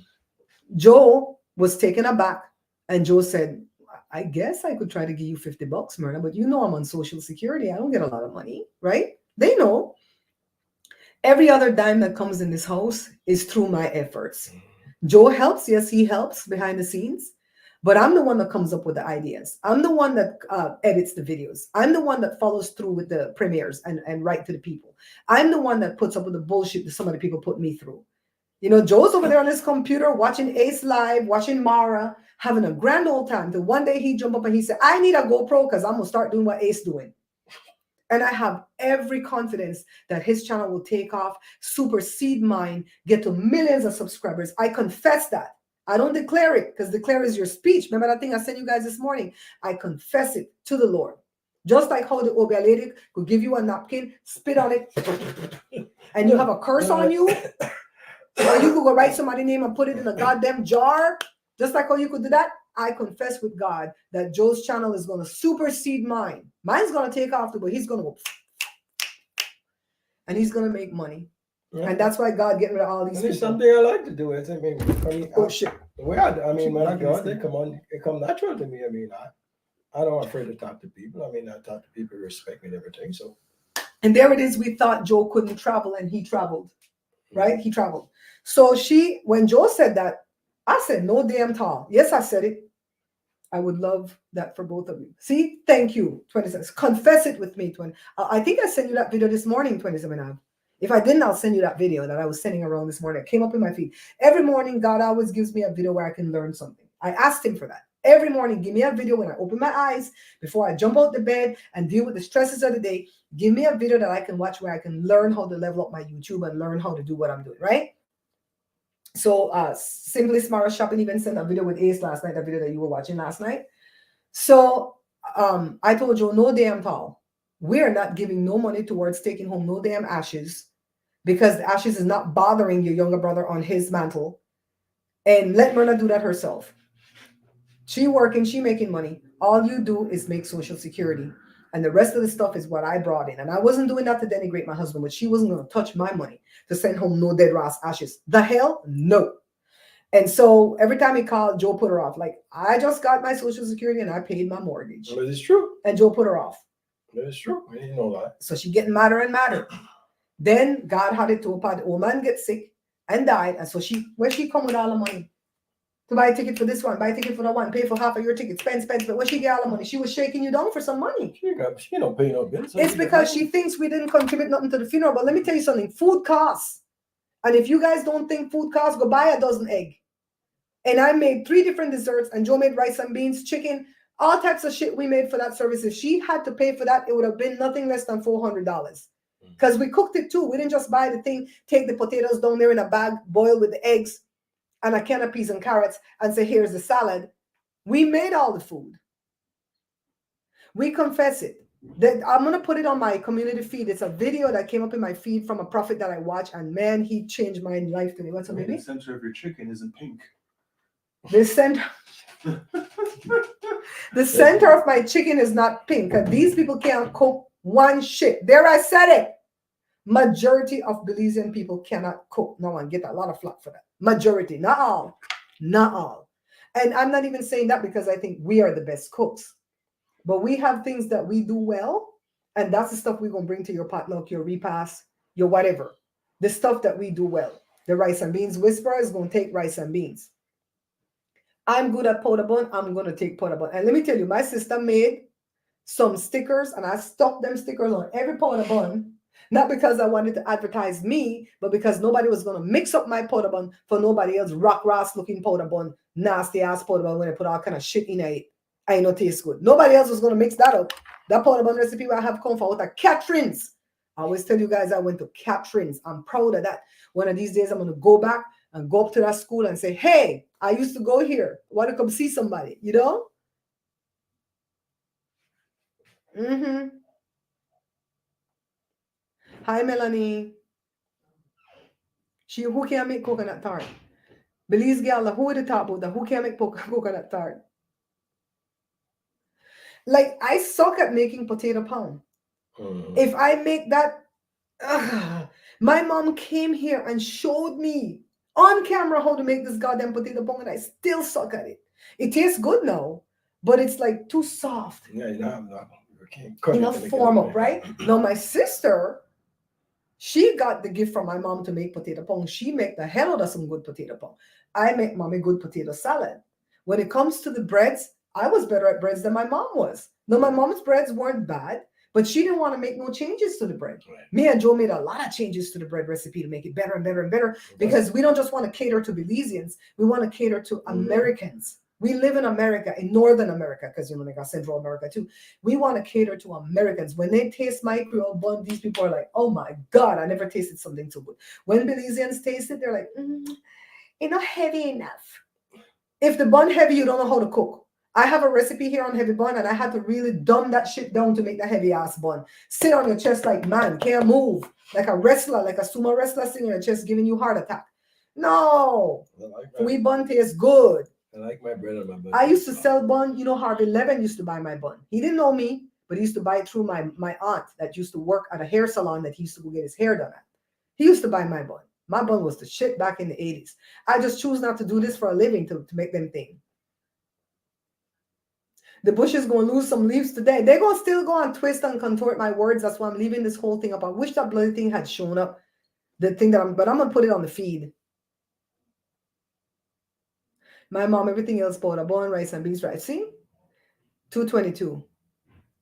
They, Belizean people like to talk smack about my fried jack because Joe is the one that taught me to put milk in it rather than water because it makes it fluffier and lighter. I used to use water all the time. One day I said, well, let me use some milk. And I use milk and I like it though, so I continue to make it with milk. That's a big deal. You don't have to. Joe is the one that put the slits in it to make it not poof up because I don't like it poofy. I don't like the stuffed things inside. Sometimes it's too poofy. I don't like it too much. You bite into air. Bite into air. I was like, no, I want to put stuff on top. I want it like thick and more dense. And so we do that for ourselves. But if guests come to the house, we'll leave a few of them poofy. You know what I mean? You make it the way you want to. What Carla said? 27 Alba was typing that on there. 63 now. Oh, we have a lot of people in because it's drama. But we don't try to create drama. We don't. A lot of YouTubers will create drama for content. We don't create drama for content. Joe's nephew threatened him bodily harm. He threatened to unalive him with a bullet because he's pissed because his lying mother went and spread a lie that I said his 2 children are ugly. It's a lie from the pits of hell. Show me the proof. There's no public video where I said that. There's no private video where I said that. There's no private conversation. There's no private text. There's nothing where I said that because I would not say that about those little girls because they're beautiful, regardless that I don't like their mom. And I already tell you the reason why I don't like their mom. And anybody else in the family, if she come back and say, I don't like you, I always clear it up. They didn't do nothing to me. Matter of fact, they were kind to me. They tried to befriend me. This is somebody else that I met at the funeral, but my spirit didn't take to them. And at my old age of 56, I'm not going to pursue a relationship with people who my spirit doesn't mesh with. I clarify everything. Every time I tell her something, I say, let me clear it up so you can go carry it right. How the rumor would spread about you abusing your people we take care of. I defended you with that because I don't believe that rumor. Who tell that story? Your own dead mother tell that story. That's a lie. But that rumor still is spread like dirt. I didn't even tell her that rumor was spreading because I won't have to call names. But I defended her. Every opportunity I got, I defended her. When I first married into the family, the same asshole man that the mom had at the time, because she had several asshole men. This was the first one. Told a lie, and I still believe it's a lie, that he saw Myrna, how will I say, doing the do on the couch in the living room where the children live, the young children live. They were 14 and 12 or 9 or whatever. And Myrna swear from all heaven she didn't do it, and I defended her. Nobody else defended her but me.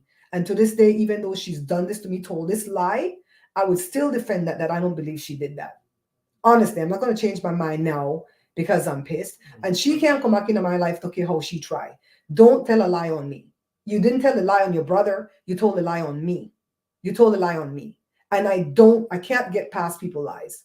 I have a family member that almost went to prison for like 30 years because some little bitch ass little girl told a lie. He went on trial 3 times. That's what I said in the last mukbang that I didn't put up. He went on trial 3 times for the same thing because they kept getting, What happened when they have to throw it out of court? I forgot. You guys, what they call that when they it's not that it's a hung jury. It's that You got enough evidence? no, it's not in you guys, it's not that they didn't have in so-called enough evidence, it's that people kept tampering with the witnesses and stuff like that, and so they would throw it out. When the police came and couldn't contact. Yeah, the police and them were doing it. And it's a small town that he lived in. No, not continuance. It's when the case got thrown out, but it didn't got thrown out with prejudice, so they could try the case again. And they tried it a second time. It took 18 months, and the prosecutor came back and said, "That's her name." Thank you, Miss Lucky, mistrial. Thank you, Miss Lucky. They had 2 mistrials. And then on the 3rd trial, he got exonerated. And let me tell you something about America. I don't know about other countries. I know about America. If the police ever pulls you in for questioning, always tell them you want a lawyer. Never talk to the police, all right? Especially if they tell you that you have the right to remain silent. They don't put no cuffs on you. They just set you across the conference table and they said, you do know you have the right to remain silent, right? You don't have to talk to us, right? They might tell you that way. They might not say you have the right to remain because they're slick. They might say, you don't have to talk to us, but it would clear up a lot if you would just let us know. But anything you tell us can and will be used against you. You know, they'll do it slick. At that point, you know what you say? Lawyer, lawyer, lawyer. Even if you're not guilty. Even if you were on a live event like this, talking from Fontana, California, and the crime happened in Hawaii, and you know you didn't do it, the minute they tell you those words, you ask for a lawyer, because you know what? They still have something to pin on you and say maybe you hire out the thing. So that's what you do in America. Don't put nothing in writing that you don't want for me to take to the police, because I will take it to the police. I'll tap into my 62% European and go to the police. I'm not going to tap into my 23% African that's afraid of the police. No, I'm going to go. This family member, right. This family member didn't do this crime. His mom was present when this little heifer said he touched her. Didn't do the crime. Some of the family members didn't stand by him. I stood by him, his mom, some of his siblings, and my mom. When he got exonerated, you know what he did? Drove 9 hours and came on my walkway right here and collapsed.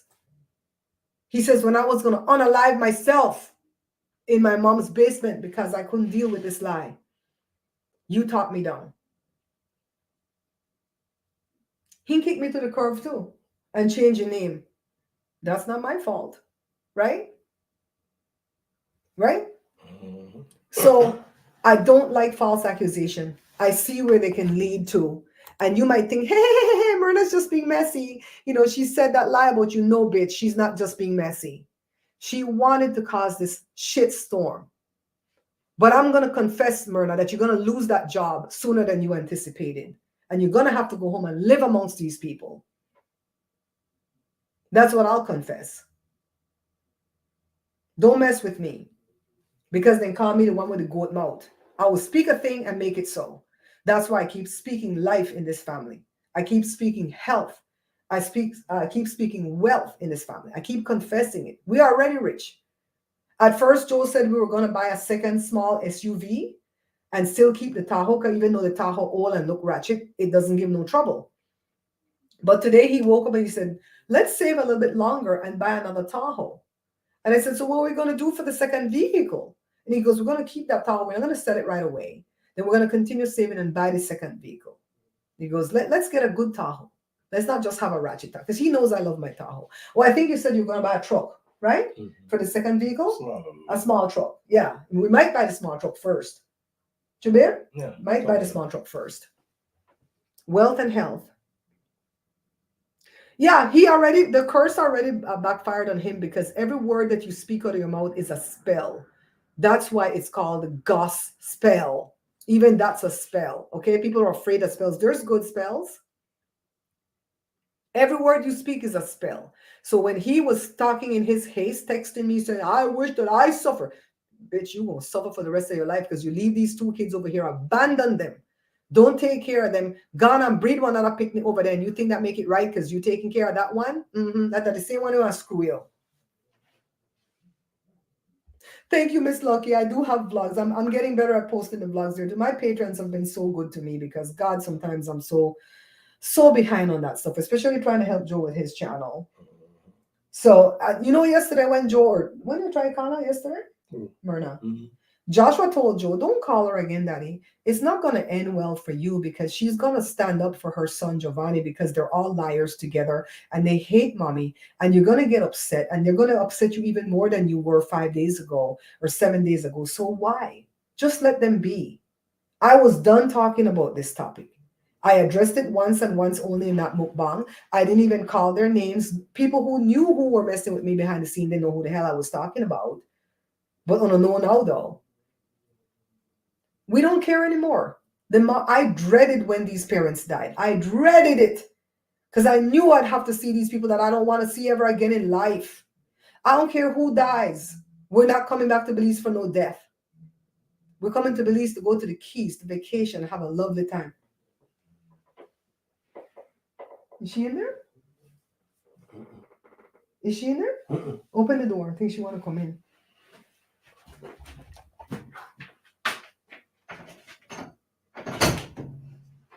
Come on, come back. You hear the girl looking at you? All the boy do that smoke weed. That's all several of Joe family members do that smoke weed. We didn't want them near us for the police to pull us over and freaking get convicted of having weed. The hell? No. And I tell you guys, I stay away from federal investigations. I stay away from that stuff. That guy that want to come and talk about that man, Andre Gray, I told him, you better bring your receipts. Everything has to be in writing because I will not get sued for slander, libel, or defamation. And people noisy. Yeah, he have Rasta dreads. He looks like the damn weed that he smokes. That's what he looks like. No kind of education. And the one that has the education, it didn't work well for you because you fell for the okie doke. I don't give a fuck about none of you. I don't care. You talked about my unborn daughter. I'm like, okay, so what? What kind of talking? It's not a human until it's born. Because you said that was up there. We don't know who it is. We don't know. We don't know who the damn thing was. Jermaine found it funny. Jermaine said, not a whole sonogram, Miss Babs. Honest to God, we found the part funny. And I'm worried about it, folks. It happened, it done. So what?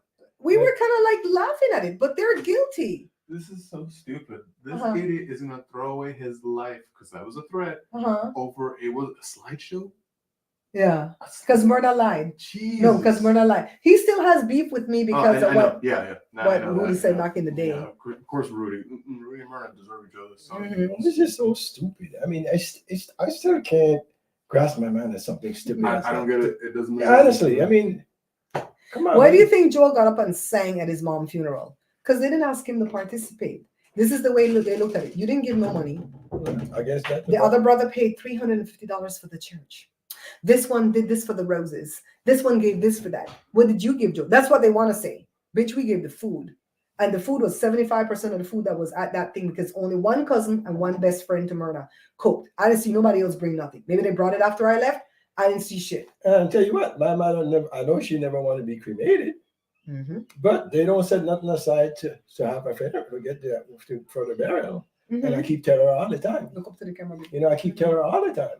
But they just push you off. All right. I'm telling you guys to buy life insurance when you're healthy. We started to buy life insurance back in 1990. We don't think we're better than nobody because we were married since 1986 and wasn't buying no life insurance to protect each other. Didn't know any better. Joe met somebody because we're always doing network marketing. The guy was working for Primerica and the guy was teaching Joe how to get trained to get his license to sell life insurance for Primerica. And so we went and sold life insurance to a lot of people. So by way of him doing it, the guy said, you have to buy life insurance for your own self too and for Barbara. So we bought it from Primerica at first. When I moved here to Fontana and I got my car insurance through State Farm, that's when I started to buy life insurance from State Farm for me and Joe. When the kids turned 18, I didn't realize that they fell off of the rider. And so when Joshua was 21, I reached out to my agent who I'm friends with. And I said, hey, Joshua's now 21. Do we have to buy it separately for him? And he goes, oh my God, I dropped the ball. Even Jory, he fell off at 18 because they're 2 years apart. Jada's 6 years younger than Joshua. So she wasn't there yet. So we had to end up buying life insurance for Joshua and Jory, and I pay that premium. I buy that separate because God forbid if anything happened to them, nobody's gonna be by the roadside washing cars to bury them. We don't plan to ever use it. No. In the name of Jesus, we confess we'll never have to use it. Never. Never. Because I'm not gonna put no kid in the ground. And then as I get older, it's gonna change. When you hit 75, Yeah. dog line for we supper. When you hit 75, Then we might have to buy a regular you're gonna have to pay for burial then. Yeah. It's not gonna be no life. That's why we confess that we are rich. I have to watch my mouth. We confess that we are rich. We confess that the viral video is already made. It's not gonna happen. It happened already. It's already made. The viral video that's gonna get both of our channels out there to where we're making millions then already happened. Then if you got money, make money enough that you could Hi, Mikey. put up $15,000 aside, then you don't have to buy no insurance, no burial insurance. You got enough money to bury you. Yeah, but rich people still buy life insurance because it's tax free. Mm-hmm. So we still gonna buy life insurance. But Joe turned 75. We screwed. He's 65 and we got 10 years. But we gonna do it this year, 2023. That's why all this accusation and drama is happening because those next in line for a promotion gets attacked. So if you're being attacked right now by somebody without cause, look for your promotion. Don't let that distract you. This is not going to distract us.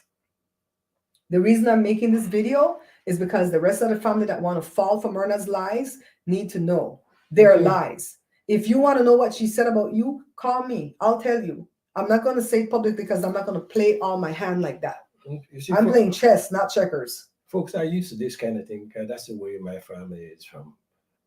Honestly, I even left Belize because I'm tired of those kind of trauma. I said, let me get on the DK.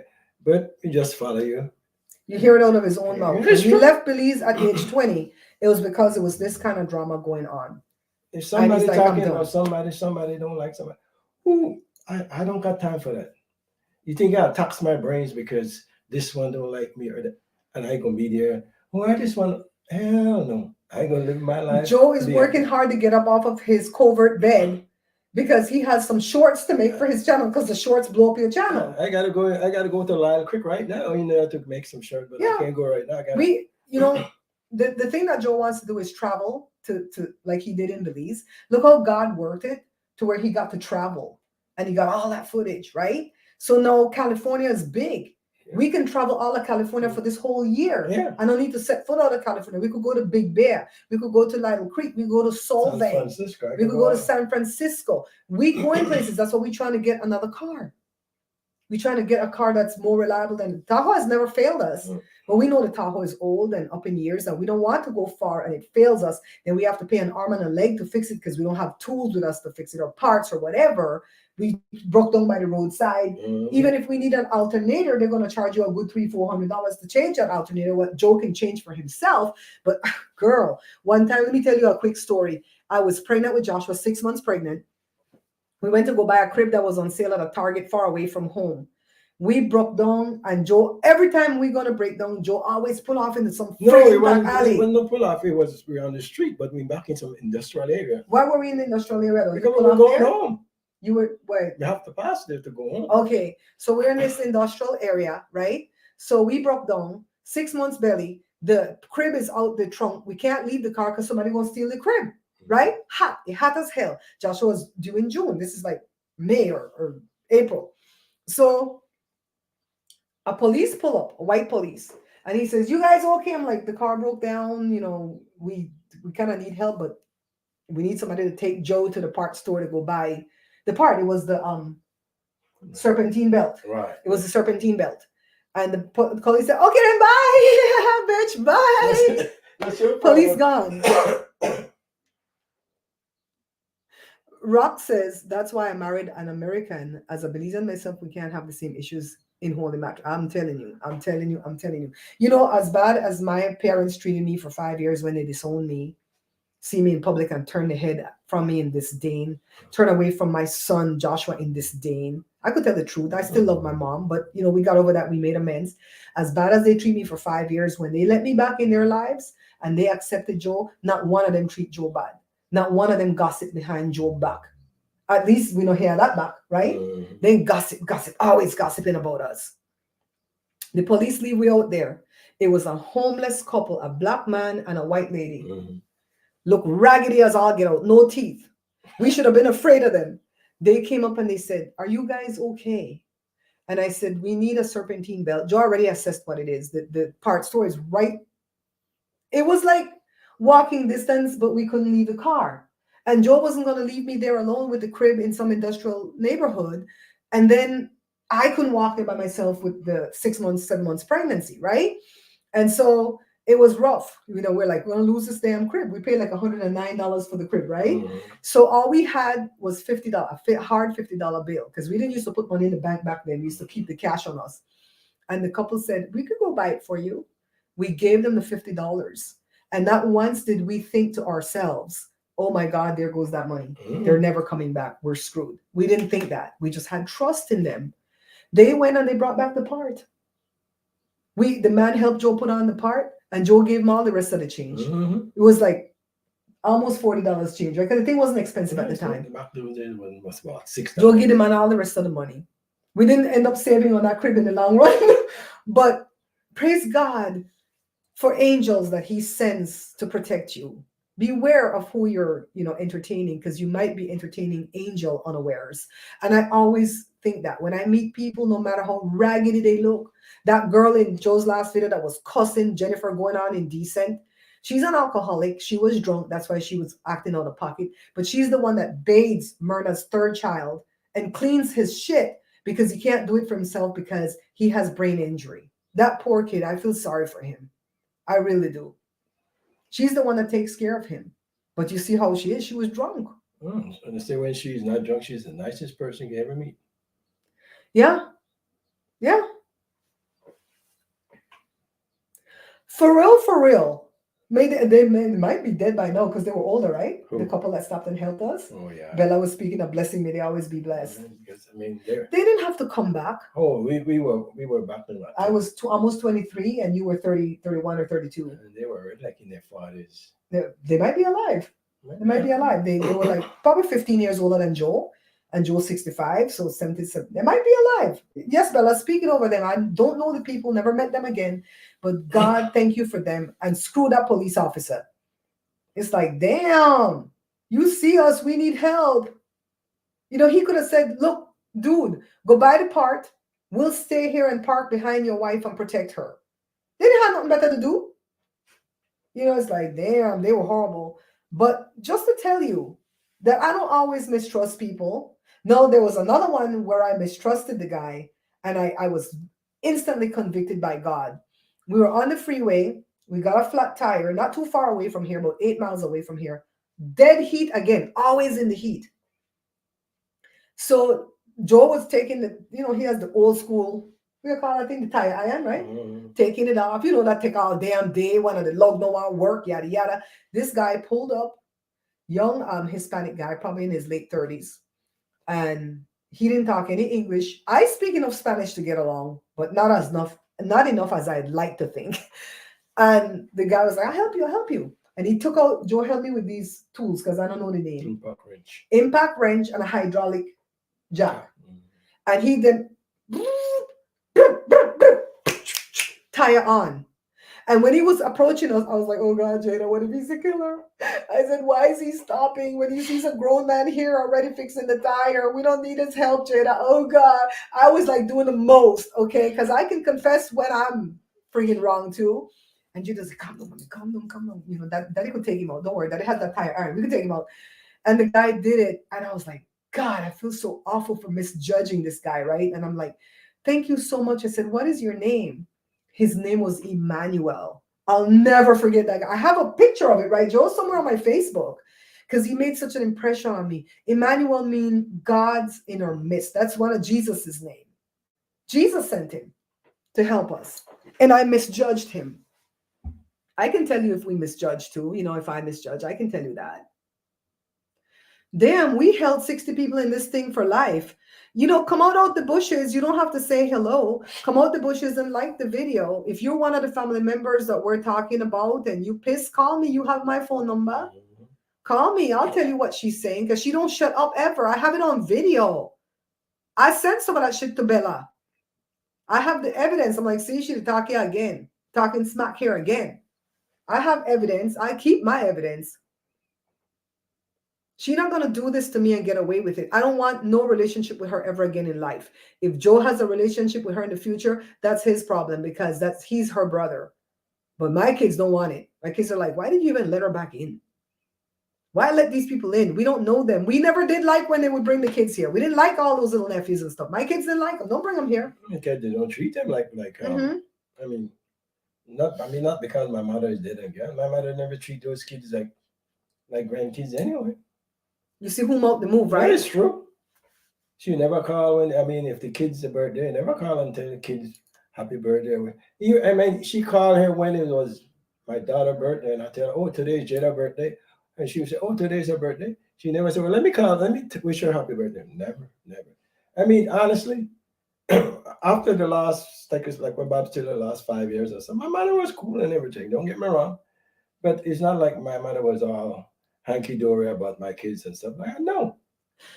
Joe, Rock says, what's Joe's channel? Bella or Carla, one of my mods, drop Joe's channel in the link so Rock can hit it.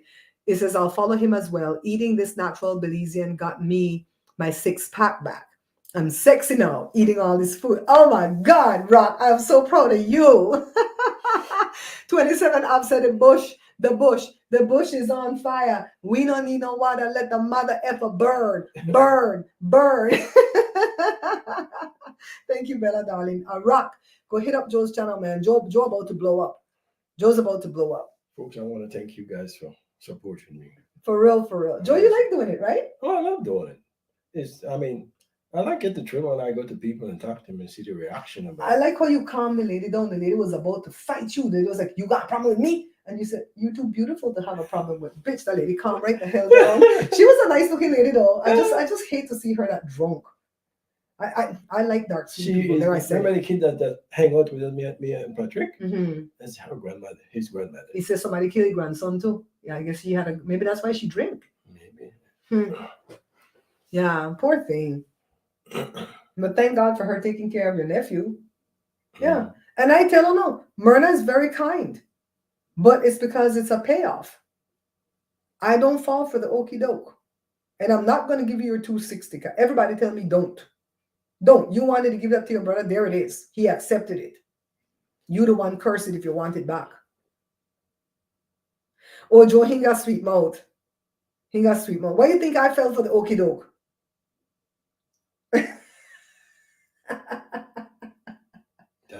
Joe, what the sweet thing you tell me when you first meet me, man? The thing that make me melt. Hello, sugar. Everybody, yeah. Did you guys hear him? Did you guys hear what he said? I got the best. I got the best out of that family. I really did. He left Belize at 17 to go work on a ship with an uncle and then came back to America and when he was 20, and he wasn't going to fall for that bullshit Belizean drama crap that they do. They brought them to America. I hate that kind of stuff. This one said this and say, oh, man. It trapped me, Bella. It trapped me with that. What's happening, sugar? You just said the stuff right. You just said the stuff right. I don't say it right. Say it again, babe. They never hear you. Talk to low. What's happening, sugar? Oh, Lord. Oh. You feel the vibration? Yes. For real, that's what he did. That was a sweet line to me. And why did he like me? He didn't like me right away. He didn't think I was cute. We gonna tell the whole truth. No, okay. When I first saw her, she was all right, but you got 2 big Coke bottle glasses and what else? She was dressed like maybe what they call that, a shift or something. I wear no damn shift. I don't know where a shift in my life. Or something. Some kind of home clothes though, not dressy. But what else? What else? No, telling you one more thing. Right. The Coke bottom glasses. And what is it? The attire was home clothes. Right. Yeah. And no makeup. No makeup. I mean, it was. And you say that a pretty niece where Lita one time meet. It was not bad looking little girl at that time. But I mean, she was all right. Mm-hmm. Yeah, I mean. Wellness says suavecito. Suavemente, besame. When I get home and she called me, and we started talking, I said, oh, she sang intelligent. And that's what you went. That's when you fell for the okie I like to be around intelligent people. I want people, I don't want nobody that dumber than me.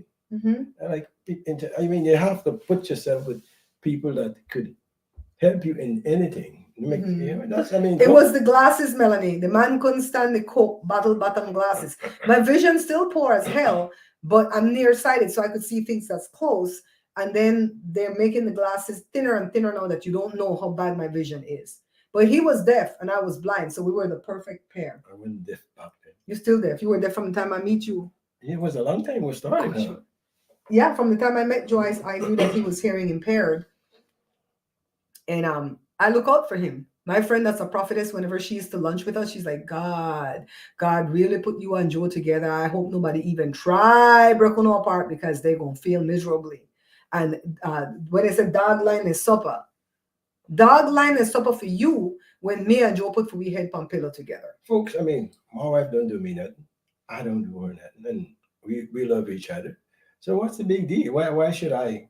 I mean, when it comes to my family members, they hate the fact that when we got the business or whenever we got money, whatever thing, my wife is the one that take care of the financial area.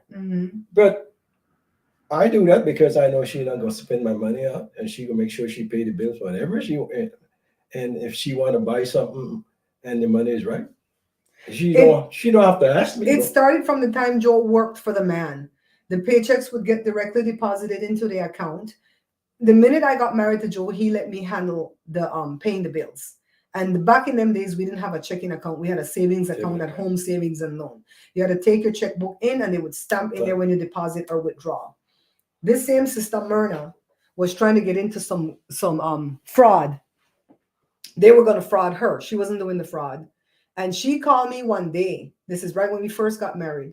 And she said, I want to stop by the house and pick up Joe bank book. This is how facey this bitch is. Because I'm going to go down to the bank and take out some money, $300 to be exact, because there's an investment that I'm going to go invest in that I know Joe's going to want to get into. It was one of them airplane rides. Remember the pyramid scheme where you put in 300 and inside of 2 weeks, you take out back 1,200. Then they want you to put back in the 1,200. And then inside of a month, you're going to take out 3,000. And then you put back in the 3,000. And we don't know how far the shit get after that because I said no.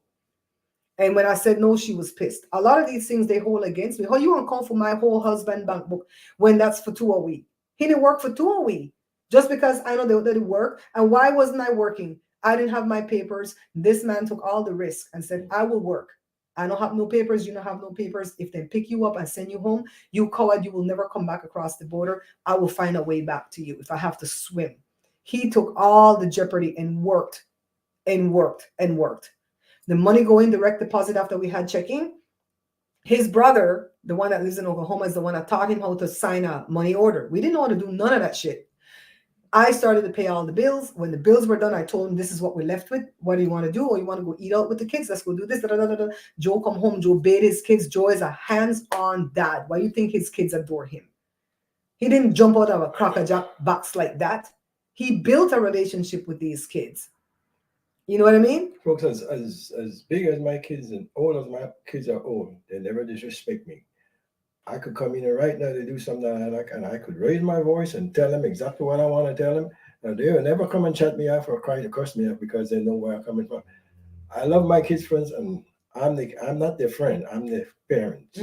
We joke around. Me and my kids joke around. We wrestle. But you know him for stuff. Right. We put on gloves and we fight. I mean, yeah, even when he's playing with them and he see that one of them, they try step and get, kind of facey, Jory and Jada, because Joshua never does that. He like, all right, now, watch. One finger and like, okay. We were stepping over bounds, but we stepped back. We were out of bounds. They got that text today. As I had, Jada called her and Jada said, Myrna, I don't appreciate how you told that lie on my mom and got her in all this mess when you know it's a damn lie and sick your son on us with his threats. Boop, she hang up the phone. Chicken shit, hang up the phone. She not blocked from my YouTube. She probably watching from the bushes. That's okay. I blocked her son Giovanni. He probably watching from his woman's thing.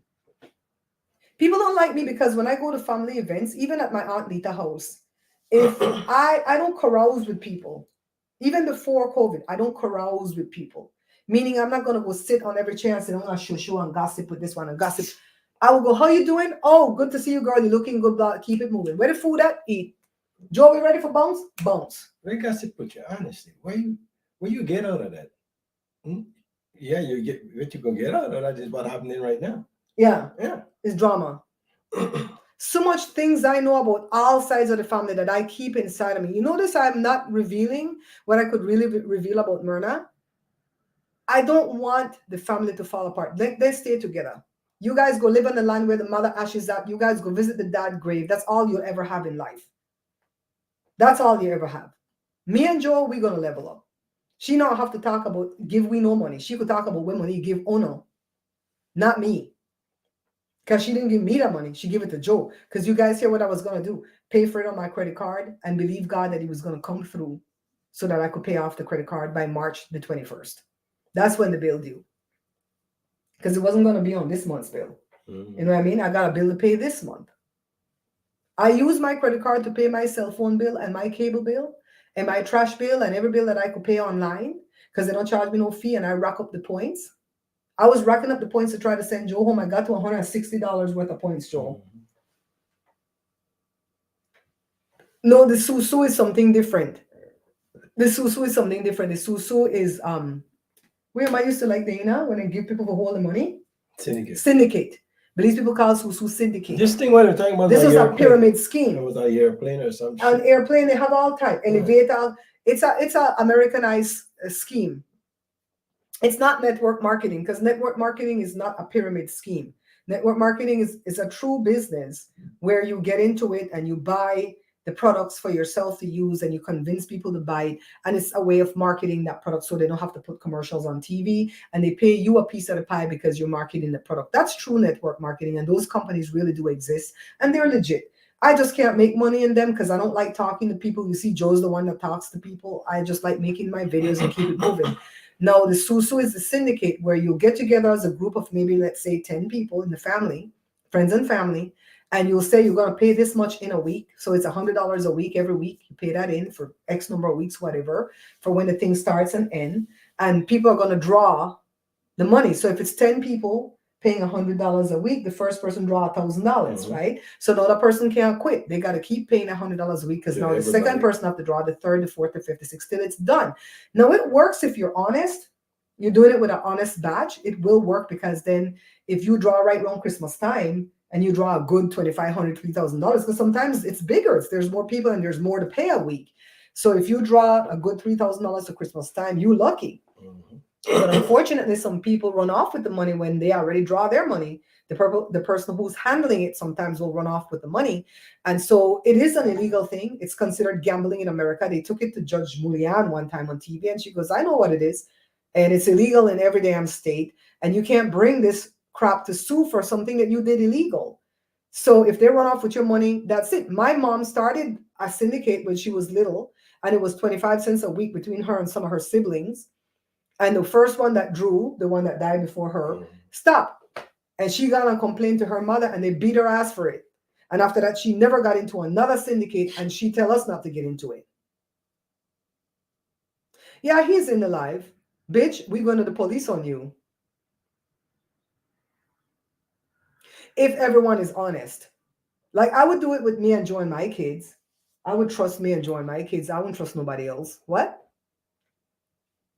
You have to work very hard for me to trust you. And if I pick up a first bad vibe, I back up.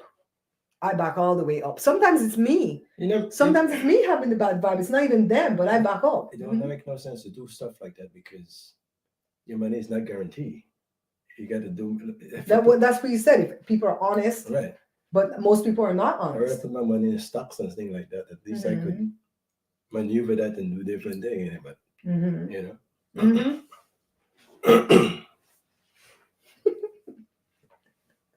And I was telling somebody yesterday that 27 Ave is always in my lives when people come for me. He was in the live when my cousin Timmy came for me. That no teeth son of a bitch. He was in my live when that little heifer Daisy that hoe my dad was messing with came for me.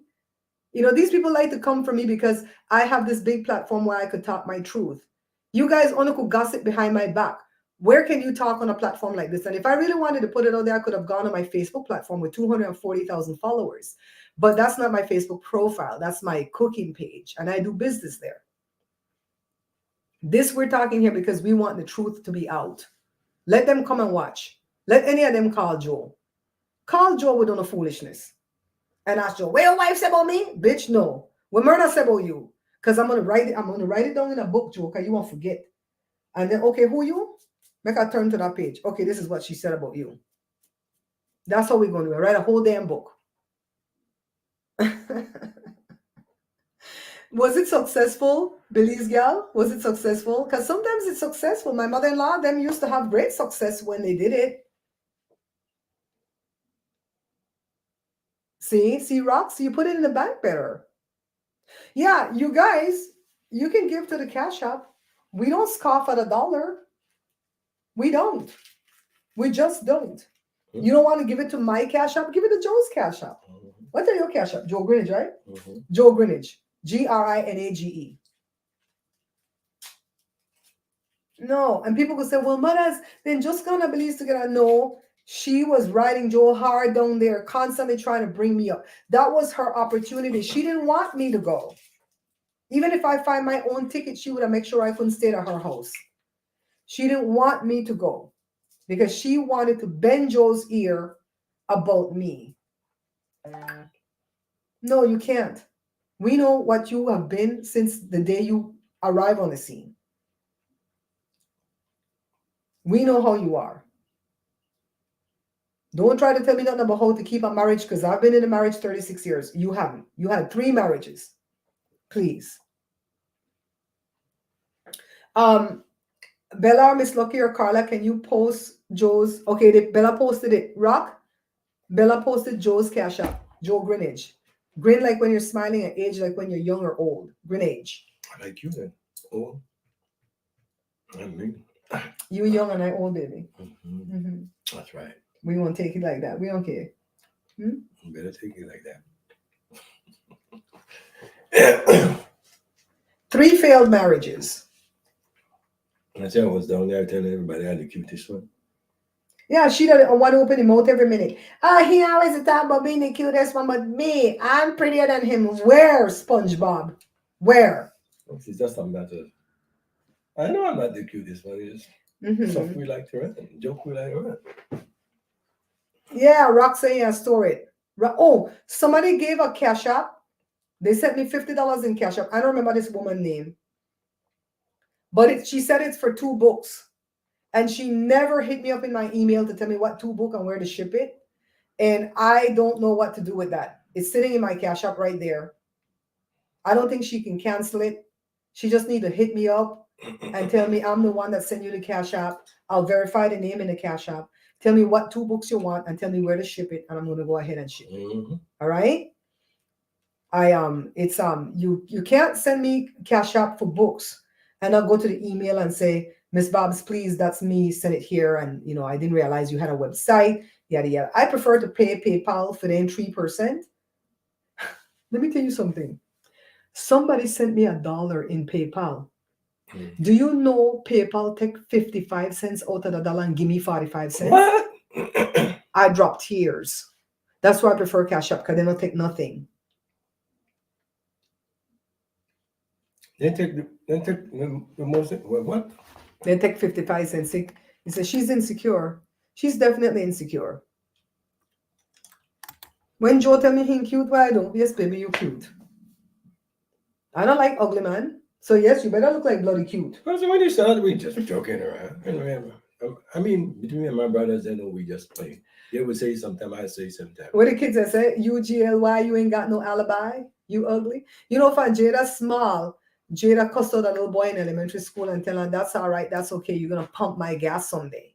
That little boy cried all day. When I went to school, the teacher said, please ask Jada what she told this boy. She's not in trouble, but I need to know what the hell make this boy cry all day.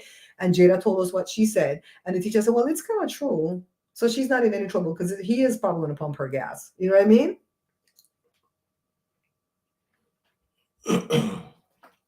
Well, Cash App is now 10.99 in people. Rock, Cash App is 10.99 in people to let them know the donations you get, because some people get like thousands of dollars. Mhm. You know, content creators at YouTube.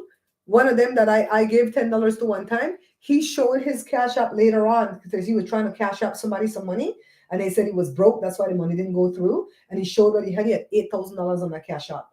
All donations. I said, Jesus! Oh! I'm telling you. I'm telling you. And I wanted to do a live to talk about that balloon that they blew out of the sky, but we're not going to put it in this video. We're going to keep this video the way it is. It's highway robbery. Somebody give me a whole hard-earned dollar. I thought maybe it's like 30 cents. That's the way YouTube take. If you give me a super chat, YouTube take 30% and I get 70%. But for AdSense, YouTube take 45% and give us 55%. But and on, by the way, on the shorts, you can give super chats on the shorts if you guys want to do that. But I always ask my diehard people, if you want to donate to the show, you can Zelle me, you can Cash App me, and the Zelle actually is my email, barbara.greenidge@yahoo.com. That's a public email too, so don't panic. Barbara. I don't spell my name Barbara. It's barbara.greenidge@yahoo.com. Yeah, so many words they'll flag. No, they won't demonetize if we talk about YouTube and how much they take, because it's the truth. They'll demonetize certain words. Like we can't say DEAD, we have to say unalive, but we're already into the video that they won't catch it. But right at the beginning, we have to say certain things. Bad words, you have to wait a certain amount of minutes, stuff like that. Yeah, those creators are involved in a lot of drama in YouTube. I couldn't do it. It's not for the faint of heart. And that's why people donate to them, because they can't monetize their channel because they're cussing and blah, blah, blah, blah, blah, blah. My channel is monetized. Both, I have 2 channels that are monetized. And I'm monetized at Facebook. Thank you, Christine, for helping me make that money in the reels. And I'm monetized at Amazon. Yeah. Yeah. I wonder when they in a balloon. That thing bust into some powder. I bet you they rain some water stuff pan way.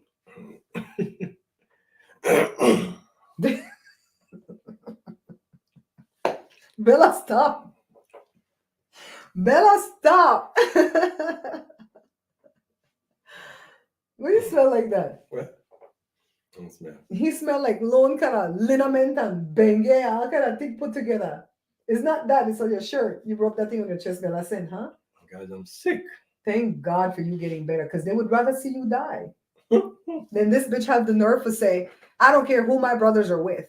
If anything happened to them, I am showing up. Show up here. Beat you with a bat.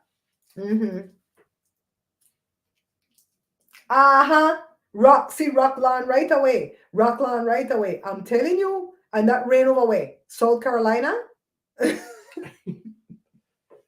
Thank God it's not California. I'm not come all the way from China, and we just got... There were 3 that showed up when Trump was in office, and he allowed them to just go back, because he in league with them.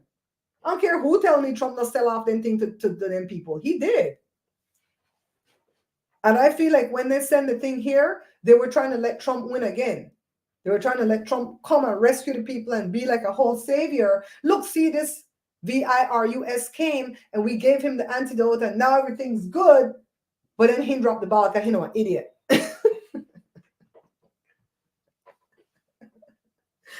You know what? I'll speak a blessing over each and every one of you. That way, if you donate after we get off this thing, you know that I spoke a blessing over you guys. Thank you, God, for everybody who came into this live that listened to us. Because we're not messy people. We're a food channel. We want to be happy about food. We want to cook and eat. And that's what we're going to go back to next video. I really made this video because the people that are watching, that are the family that are watching from the bushes, they need to know what all really happened behind the scenes. Myrna is the root of all evil. She's the one that did this and caused this whole confusion. For what purpose, I don't know, except for the one purpose that she doesn't like me. And somebody told me that, a friend of mine that has become family, told me that woman doesn't like you. She can't stand you. Back up off of her. So I speak a blessing over you just for the seed of listening. Everything is a seed. Even nothing is a seed. If you plant a seed of nothing, you're going to get a harvest of nothing. Mhm. Everything is a seed. Your listening ear. When you come to our defense and you protect us, like 27 Ave and Bella and everybody else like to do, and Carla, that's a seed, right? Your monetary donation is only one seed, but everything is a seed. And don't give nothing. What did man say in the video, Miss Loki? Don't give nothing before you pray. I'd rather you take your money and go shopping if you're going to give me the money and not pray. Pray over it and bless it that the Lord could bring you back a harvest. You're not buying God. You can't buy God, but he'll bring you a harvest. I really do believe that in giving. I believe in sowing seeds, and not to sow seeds of discord. That's another seed. Discord is another seed. That's what Myrna sows, seeds of discord. We don't do that. When I spoke about that thing publicly, we were already laughing at it. She tried to make it into something, and because she couldn't back up off of it and go, oh, I made a big to-do about nothing, she told a lie. If people can tell one lie on you, imagine what else lies they're not telling on you behind the scenes that you don't know. Do not stay with people who lie on you. I don't care if it's your wife. I don't care if it's your husband, your ma, your pa. I don't care. Disconnect from that person if they're telling lies on you. I don't care who it is. Anybody that tells a lie on me, they're dead to me. I will sit shiva for them. And I don't come with this fool me once, shame on you, fool me twice, shame. No, screw me once, you're dead to me. I don't speak death over you, but you are dead to me. Go away. When they came and told me somebody died the other day, I'm like, good riddance to bad rubbish. The person said, I don't wish dead on nobody. I said, I didn't wish dead on them. But now that they're dead and gone, good riddance to bad rubbish. Don't tell me about this. I don't want to know about this person. Yeah, I gotta die, so what's the big deal? And why is it that Christians don't want you to tell them to drop dead? They say that's a better place. That's what they tell me. Your mom's in a better place. What better place? Have you been there? I question that better place all the time. Do you really exist, better place? Because I'm not ready to go there yet. No, we got to get rich first. There's a lot of people that I have to, organizations and stuff that I want to give to. A lot. Medical Alert Foundation that I spoke about in my last mukbang is one on the list. They keep me alive. They keep me, this is my link to life. You know what I mean? So I speak a blessing over each and every one of you in this room, even if you're in the bushes being hateful because you're one of the family members we spoke about. We get to me when I see things like that. When I see homeless mother with the kids homeless on the street, that thing get to me. That's if I got money. That's the first thing I ever. It's not even if you have money. Joe always keeps change in the car. That if God moves and say, give that person a little bit of change, sometimes it's $1.35. It's not like it's a lot of money. Sometimes it's $3. Sometimes he open it while he have his last $10 in his wallet. It's not a whole lot of money. God said, get a person, he sows the seed and move on. Even if they go buy alcohol, we don't care. If I lived on the street, maybe I would need alcohol to drown the pain. We don't care what they go buy with it. We pray that they could get off their vices and get back their lives. You know what I mean? Yeah, we speak a blessing over you guys, just like how we speak and confess that blessing over us, that we're moving on from this foolishness. And we're going to come. I have a cooking video that comes up next, which is a chocolate cake. Joe's going to do some shorts for his channel because he already put out those big vlogs that I had to I think take me all week for edit. Why? Because I had to cut out the bullshit Myrna was saying about people. But I kept the evidence. It's all on my hard drive. I didn't throw it away. I didn't throw away the footage. No. If I don't talk to my own pa, because he wrote me some stupid shit like that. He didn't threaten my life, but he wrote me some stupid shit. And I don't talk to my own pa since March the 24th, 2020, my mom's birthday. What make you think I can't walk away from you guys? I could walk the hell away. And don't miss nobody. Because I got what I need over here. My boo. You got money? I don't pay $80 earlier this morning. He needed $80 for something. I'm like, okay, let me transfer it to your Cash App, right? He going, that, well, you got money. The hell? Thank you guys. And if you guys can't give monetarily wise, pray for us. Lift us up, okay? Pray for us. We appreciate that. Pray for the COVID is out of Joe's body. We tested him. It's gone. But his immune system needs to build stronger so that he can get rid of this cough. Sometimes this cough stay for a while. That cough really breaks you down because you start to cough and cough and cough and cough till you feel sick. You have to go lay down again. So we don't let him go nowhere by himself. We go in the car with him to make sure he's okay. I think he's fine. But this thing can turn at the drop of a dime. You know what I mean? The blood of Christ. Yeah. Rob, this is my boo. I met him 1 month after I graduated high school. Didn't know him in high school. He's 9 years older than I am. And we got married 2 years later. We don't play no games. We built out our beautiful little family. He worked, he did all the working because we didn't have our papers. By the time we got our papers, we already had our shop. Then I went and I worked alongside him at the shop. We hired family members to come work in the shop. That's what they know how to do. When you have a shop, Belizean people will know, my nephew need a job. Can you hire him? No, make him go for interview elsewhere. We money have to stay with we. We did that for 15 years, right, babe? Mm-hmm. We didn't fight on the job, right? No.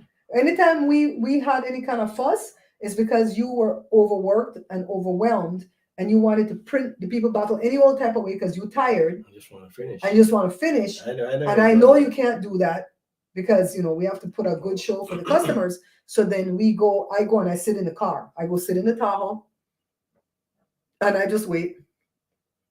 And then he look out there like he can't find me.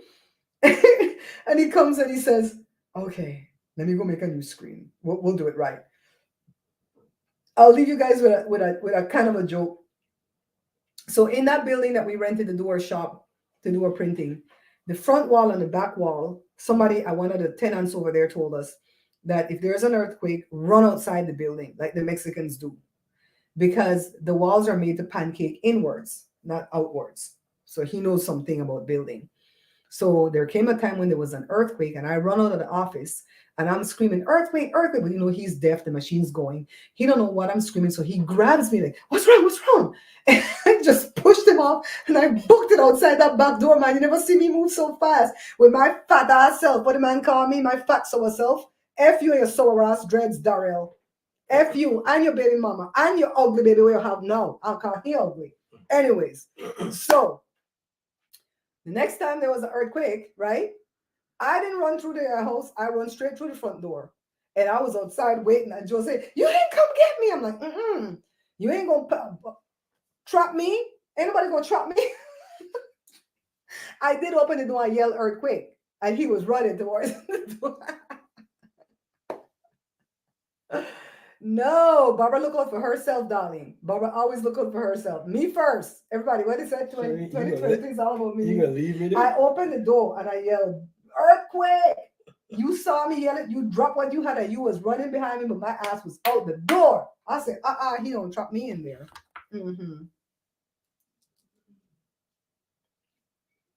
He got issues. All of them. No, it's been a whole week since I put up the video when I addressed what went on and I didn't call no name. How come Darrell just here? He lives in Texas. How come he just here that I supposed to call his 2 daughters ugly?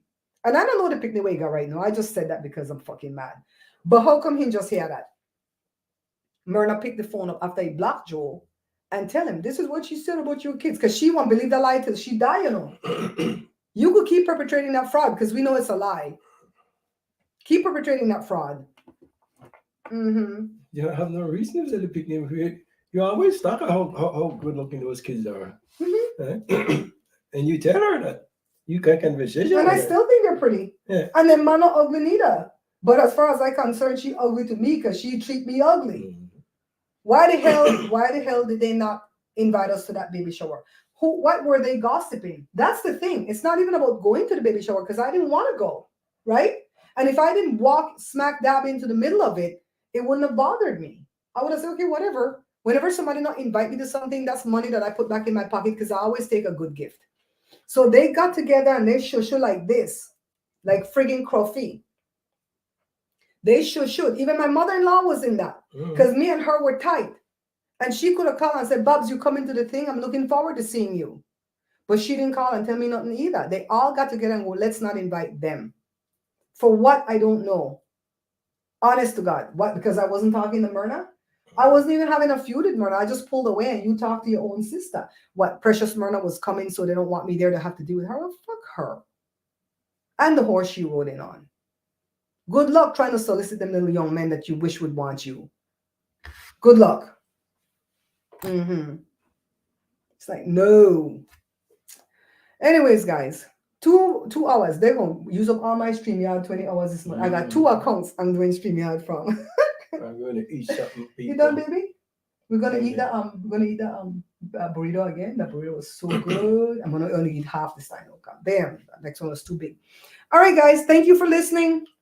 Thank you for people. sharing. And don't forget, folks, to go and check out my Oh yeah. YouTube show. Hello, people. We got a Joe whole- here. We got a whole lot coming. Thank you, Miss Lucky We're Darling. gonna have a ball in the future. With the old dry bread box. I'm gonna say dry cocoa. Oh God, you guys are messy.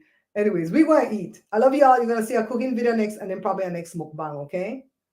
Bye, guys. Bye bye, people. I'm trying to end it.